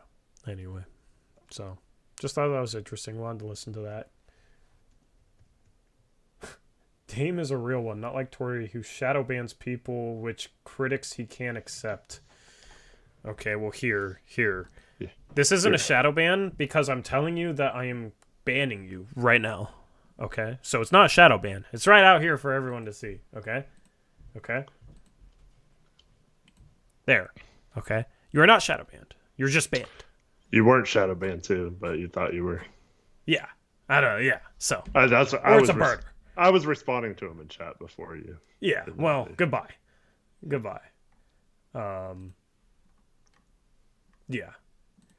Shadowban, yeah, it's always, Tori blocked me for no reason. He's a freaking moron, idiot, dumbass. And it's like, way to absolutely prove what I banned you for or blocked you for. His comment before that was saying how gross your hair was and to wear a hat or something. Like, yeah, dog, if you're commenting on my hair as another man, I assume? I don't know. Why do you care? Like, that's my point. Unless you're, attracted to me, I guess, which is fine. Sorry, my hair is not up to its normal standard right now. But, I don't know. Fortunately, the opinions on my hair that truly matter are more positive than that, okay? So, nice try. Get a life. Touch some grass. I need a chia pet to show right now. Telling you to touch some grass. Anyway. Go Blazers forever and always. Damn it, Tori. Yeah, I agree, Garrett. I agree. Bouquet says that Dame interview was a downer. Can we listen to the Billups one to get cheered up? I don't want to listen to the Billups one this stream. How would that cheer us up? Yeah. I don't even think about it. I just read the comment. We're just here to comment on Tori's and Eric's hairstyle and makeup. Yeah, absolutely. I'm always, I would get the stream up earlier, but I'm doing my makeup backstage. Somebody asked my chess elo, like 1,500-ish. I'm in a slump right now.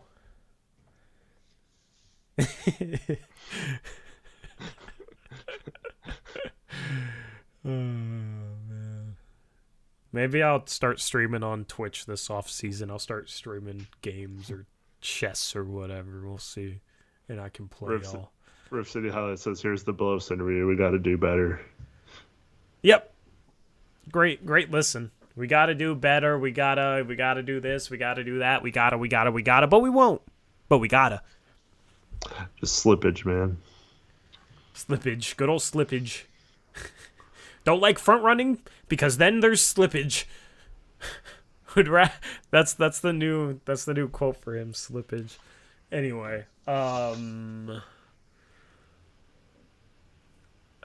starting to get a headache from this stream. Anything else, Eric? Not really. We'll be back tomorrow with Blazers Uprise live stream, another Tankathon sim. Hopefully that present some good results. And then next game will be Wednesday night. Yep. Blazers Uprise Live. Link in description box below. The Blazers lose again. That's good. Our streams have gotten increasingly off the rails the more times we lose, which I guess there's a correlation there, which makes sense. Anyway, do you guys have shows when there's no games? Yes, twice a week on our second channel, Blazers Uprise Live. Link in description. During the off season, we do Mondays and Thursdays at 9:30 p.m. Pacific time. Ish, thank you. Best compliment I've gotten today. So yeah, make sure you subscribe to that second channel so you don't miss our off-season streams, because we stopped streaming on here for the most part. Chris is correct. We don't need a tank. We're locked in. Yeah. We've lost 6 in a row when we're trying to make the play, and I don't think we need a tank. Yeah, but like, you know, it'd be nice to sit lose down. every game the rest of the year and get 5th best odds. That'd be amazing. We'd literally be the worst team outside of the 4 teams that have been tanking all season in Charlotte, Houston, San Antonio, and Detroit. Come hang with Heidi says, can we get Billups before you leave? No, sorry. Man, if only you said please. No, just kidding. If there's a $100 dono that comes with that request, $100. then I'll do it. But that's how much I don't want to listen to Chauncey Billups right now. I will sell out for a Chauncey Billups interview, though. So, anyway. To cap off this stream, good old D Weed says, we tanked, it's over, we get 6, it's Jarris Walker. Apparently, ladies and gentlemen, there is no longer a draft lottery. According to David Weed. It's over, we got the 6th pick. The rest of the season isn't taking place, and there's no lottery. Hey, Anyway. So, I actually want to bring something up. Hold on. Let me read it off, because it has to do with Jarris Walker and Taylor Hendricks. So before we go, so this tweet says, you know how everyone in the NBA wants a rim protecting power forward? Yeah. Here are the freshman big wings who do that and play offense well since 2012. There's 4 guys. Okay. Chet, your boy. Yeah. Zion in college. Yeah. Like, this is that made, it was like a certain amount of games played, assist to turnover ratio, block percentage, steal percentage, height, 3-pointers made, dunks made, and like a bunch of other filters. So yeah, Chet, Zion, Jarris Walker, and Taylor Hendricks are the only 4 players since 2012 that qualified as being good offensively while also being good rim protectors. So yeah, I wonder if like the rim protection numbers are swayed at all depending on conferences, because Chet, Jarris Walker, and Hendricks all played in Maybe subpar conferences. they all played decent non-conference games, though. Yeah, and Chet looked really good in non-conference games too, so that's why I was like, I don't even care. You know, it's just interesting because most of those conferences do have smaller teams. It's not like the Big Ten, which has a lot more size, and it's obviously harder to block shots against size. So, but yeah, Hendricks is legit.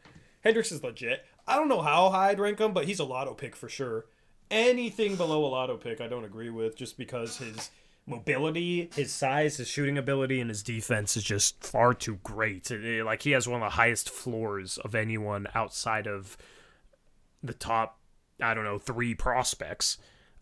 His floor is, yeah, I love his floor. It's going to become a situation where, like, comparing him versus Jarris Walker, something that I gotta watch more tape on both those guys. I've been watching Jarris Walker the past, couple of games in March Madness, and we'll get more opportunities, but it's going to come down to, like, what is their potential as a shot creator off the dribble, and a lot of that will just be, like, trying to come up with an opinion on, like, what I think their natural feel is. Trying to determine that just by watching them. Like, do they have the feel for it? Maybe don't have enough skill for it yet, but do they have a feel for it? Yeah, I don't know. It's kind of a crapshoot when trying to project some of these forwards, like, long-term creation upside, but That's really what's going to determine. Like, I don't know, man. Why is Jarris Walker regarded as a higher caliber prospect than Taylor Hendricks? What does he specifically do better? I think he's just more of like a physical NBA specimen, just body wise. I think is the main thing. Yeah, absolutely. But just like Hendricks can always put on muscle. Yeah. Also, it's like, should that really be valued that much to take a guy at like 6 compared to a guy that is late lotto? I don't know. I don't know. I think Jarris Walker has. I don't know. Because Hendricks is the better shooter. Yeah. Hendricks, Like- I think, like is a you little taller, a little lengthier. I mean, same conference, but I mean, Houston's obviously a much better team. Yeah. Yeah. I don't know. But that's the thing is, small like, sample size, 1 season, 2. But Yeah. I like Taylor Hendricks' shot better than him. I just think like if you're talking about like physically intimidating, like Taylor Hendricks is sneaky in that regard, and like you said, can put on weight. I just think like Jarris is more like ready made for that right now. But yeah. yeah. I think Hendricks has a higher floor than Jarris, if just because I trust him more as a shooter. That's the thing is, like, playing for a better team in Houston, Jarris should be getting higher quality 3-point looks, you know? He's only 63.5% free throw shooter, whereas Hendricks is currently 78.5%. So I put more stock in Hendricks as a shooter. And I think that might give him a higher floor. And that's the thing is, like, Hendricks has been put in a position where he has to like create a bit where Walker doesn't. So there's a legitimate chance. I do need to watch more film on both these guys. There is a legitimate chance that I will have Hendricks higher on my big board than Jarris Walker. Dude, I love Hendricks. Yeah. I think Hendricks will end up going top 10. He just has too many traits that teams love in a 4 for him to fall. Like, I haven't been impressed with Cason Wallace or Bryce Sensabaugh, who I see above him on mock drafts. I could see Taylor Hendricks being a little bigger version of Mikal Bridges. Yeah. I like that Mikal played at Villanova. Part of that was just giving me confidence too, but there was a comment in chat from one saying from the person of the stream saying Chris Murray's a better shooter than both. Chris Murray's shooting 33.5% from 3. That's what he shot this season. Taylor Hendricks was above 40%. I mean, I don't see how you have that opinion. So, it doesn't really seem to be based on anything. But yeah, I mean, that is the one problem with Hendricks though, is like he can get pushed around. I do agree with that. And Walker doesn't, but at the power forward position in the NBA, how much of a problem is that really going to be? And guys can always add strength. I'm not shy. I think Hendricks could on that. play. I think Jarris is for sure a power forward in the NBA.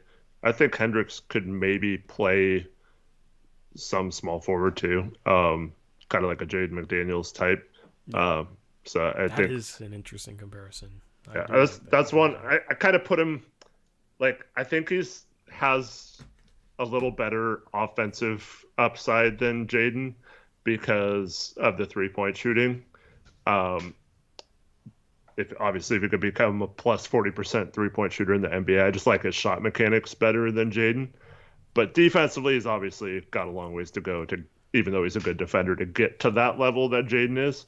So I put him somewhere like just between Jaden and Jalen, but that's like exactly what we need, I think. Yeah. I am close to being able to put together like a top 15 big board. Mm-hmm. I'm close. The tourney helps so much. Yeah, I didn't watch Indiana really at all though, so I didn't get and they lost. So I don't really know how I feel about Hood Schifino. Hey Brady, happy birthday, man. Hope you're having fun in Canada. Happy birthday to Brady. Touching Canadian grass. Congrats. I like Hawkins. Not for the Blazers, just in general. Yeah. I like Hawkins. Like that dude's gonna be a knockdown shooter at the next level. And then seems like a sneaky guy in terms of having some creation upside. I did watch Terquavion Smith in that first round game against Creighton, and dude, that dude is I have to have a first round grade on him. Like the things he can do, it's too special. I don't know what you think about him, but oh my goodness, that dude was amazing. Yeah, I like Turcovian. It's like he hasn't been an efficient college player, but like he takes some very tough threes. Like his ability to score, pull up jumpers, pull up off the dribble, and then athletically just create contact, finish through contact in the paint. Like he has a lot of good NBA traits. So he might never be efficient enough to be a good NBA player, but if he can, then he will be like an efficient 17, 18 point per game scorer. Like he has, I would be surprised if he's able to just have higher efficiency if he wasn't a 17, 18 point per game scorer. So being able to get that late first, I think, could be a steal. He just needs to end up in the right situation. Like if he ends up in Houston, I have no faith, but if he ends up, somewhere else, then I like him.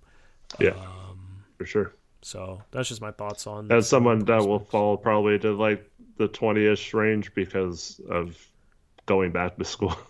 Yeah, it somehow hurts people. That's the same thing. Like I see people talking about Chris Murray in chat, who I like a lot, especially given the success of Keenan on the Kings this year. But I mean, just like draft age, I think he's going to be almost 23. I think we looked that up last stream. So yeah, it's just draft age becomes an issue. I think that's going to prevent him from being like a top 10 pick. But I could definitely see Chris sneaking up into the late lottery throughout the process. Yeah. Yeah, and then I do like Jaime Hawkes. I don't really know. Well, that's another guy who went back and raised the stock. Doesn't necessarily raise it, but like just put another year on it, He's just he can get to his spots and is never sped up, and it just is just solid. He rebounds really well. Like I think he'll be a small forward at the next level as like a 3, but like he can play make a little bit. Like he does a lot of little things. He's only shooting 32% from 3, but his form is good. Like I feel like he'll be one of those guys that just comes into the league and shoots 36% from 3. And then like, we'll get to his like mid-range turnaround floater. Like he's just crafty. So, I don't think he'll be like a big time plus defender, but he seems like one of those guys that could be solid, maybe good. He's just smart though, he's a smart player. Like I like Jaime Hawkes a lot as a, NBA ready, like very late first, early second. So if he's there with the Blazers' second round pick, I wouldn't mind taking him. I think the Blazers need more guys that can rebound well for their size and just are smart in general. And then Strother, Eric, if he's there with our second round pick. I mean, 43% from 3 is 6'7", and has a good floater. Like, I think you bet on that at that point in the draft. Mm-hmm. Like I have confidence. Like every time he gets a 3 up, I have confidence in going in. Like I know he's a Gonzaga guy. He's mocked higher than our second round pick though, so it's not like I'm even necessarily higher on him. But just having that 6'7" shooter off the bench would kind of fill a role for us. I think he could play right away in that role. Mm-hmm. And honestly, Gonzaga guys haven't been bad. Like Andrew Nembhard was a second round pick last year and looks great as a rookie. So they play the right way in Gonzaga, especially offensively. So Strother's guy I like too. Anyway, that's my thoughts on prospects. Anyway, we'll talk more about prospects, especially as we get into the offseason. But we can talk more about prospects tomorrow. Yup, I agree. Anything else?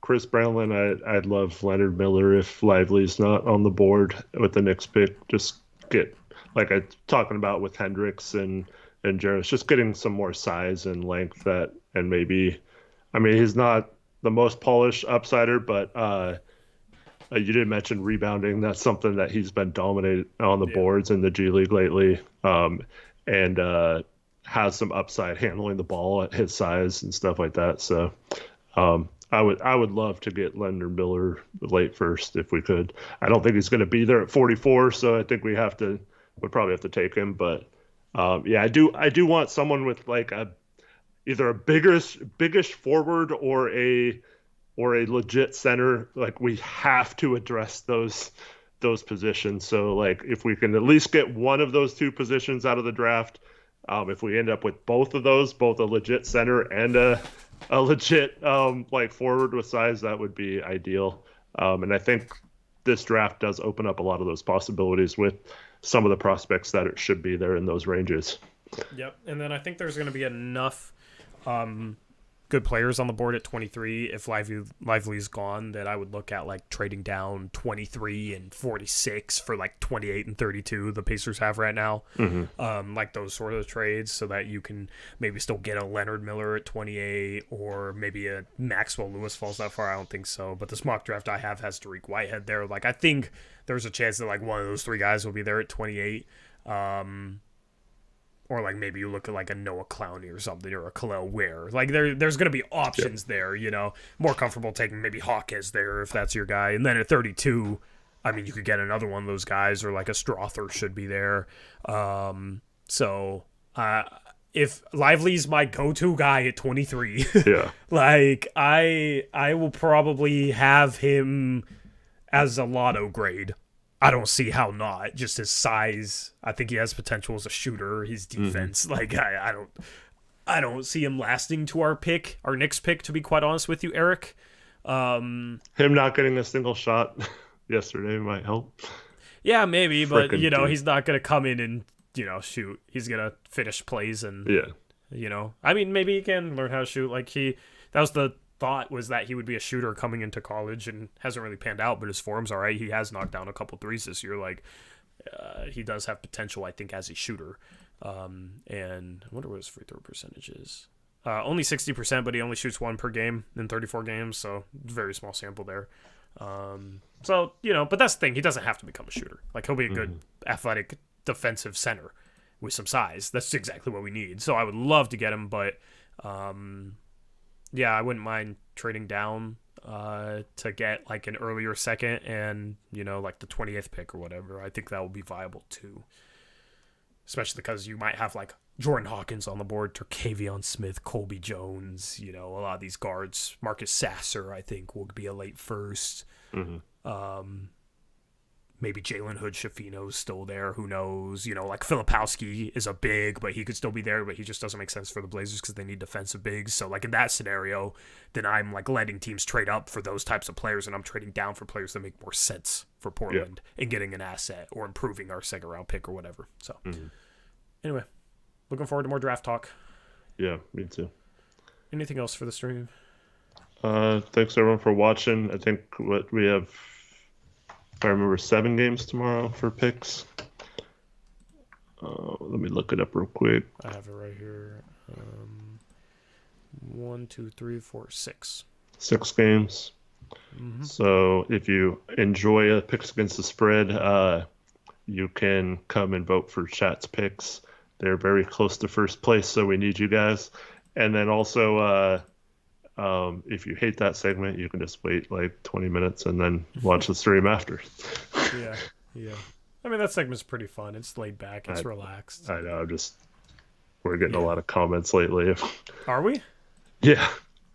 Well, like what? Like on the after the stream's live? Like, no offense, but I always skip that part. Like, okay. Like, why do people feel the need to tell us? Like, okay, cool. We don't care. Like, some people enjoy that, some people don't. Whatever. Yeah. That's strange. I didn't know we were going to call us like that. That's lame. Like, cool. Do not care at all. I mean, I appreciate people's input, but yeah, it's like, I don't know. Enough people enjoy it to where it's like interaction with you guys and feeling like you guys, we want to have more things where you're part of the show and stuff. So we like that you guys can interact and have your own record and stuff for that. So yeah, it's just part of the fun, but we can't do it at the end of the stream because the games start, and so yeah. I'm like listening back after the fact. Like, shoot, if I didn't do the channel and I listened back, maybe after the fact I wouldn't listen to picks either. You know what I mean? Like that's. Well, the other thing too is, I mean, we talk about teams like when we give our picks, we give, it's a good way to see how teams are doing lately and things like that too. So, we used to talk a lot more about other NBA stuff, just other NBA topics, like not as a part of that, but now we just kind of keep it with that. Well, that's fine. Like, I don't care. If you want to show up and pick pick games, have fun, hang out. That's cool. If not, that's cool. Like, that's fine. I understand that a lot of people don't watch it, you know. That's why there's graphics. You can see when the graphics go away. Easy. Graphics go away. Okay, we're done with picks. And we segment it. We go straight into other stuff. So, I don't know why I'm playing this stream. I was just looking in the comment section. Anyway. Cool. So, we're out of here.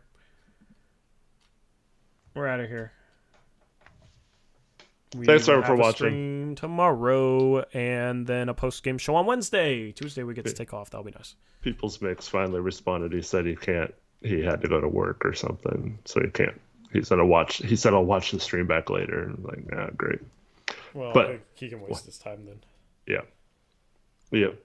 That's Well, it's hilarious. So the first play he said where Dame messed up and Sharp was hitting all his assignments. It was actually Sharp that messed up and Dame had to cover for him. And, Yeah. Yep. So, yep. Good job, People's Mix, for calling us out for not holding Dame to the same standard when you were wrong, and it was actually Sharp's fault on that one. So, congratulations. Yeah, it's always funny. Yeah. Stuff like that's always And funny. the other two were just like normal closeouts out of the zone where he did fine. Like, yeah. Anyway, we're out of here. Later, guys. Hopefully Have you a guys good enjoyed night. the stream. And Yeah, girls. have a good rest of your night. Guys and girls, we're out of here. We'll catch you tomorrow with Blazers Uprise Live. We'll catch you Wednesday with another post-game shows. There's only 11 games left, so enjoy these post-game shows while they're here. And then it will be over to off-season streams on Blazers Uprise Live, where we won't do picks, because guess what? Picks will be over, because it will be playoffs, and we won't be a part of it. But we will talk draft a lot in the off-season. We'll talk lottery, and there will be a lot of video uploads here on the main channel during the off season. So just like there was last off season. So hopefully you enjoy those. If you have friends that are Blazer fans that want Blazer content, feel free to share this channel with them. We're trying desperately to get to 8,000 subs. It's tough with the way this team is playing. But right now, as of this outro, we are 47 away from 8,000. So if you know Blazer fans that would maybe enjoy our content, that want people that are holding this organization accountable for their content, let them know about the channel. If not, at least leave a like, because it does help us out. We greatly appreciate that. And we're out of here. Until tomorrow, as always, peace out. Go Blazers.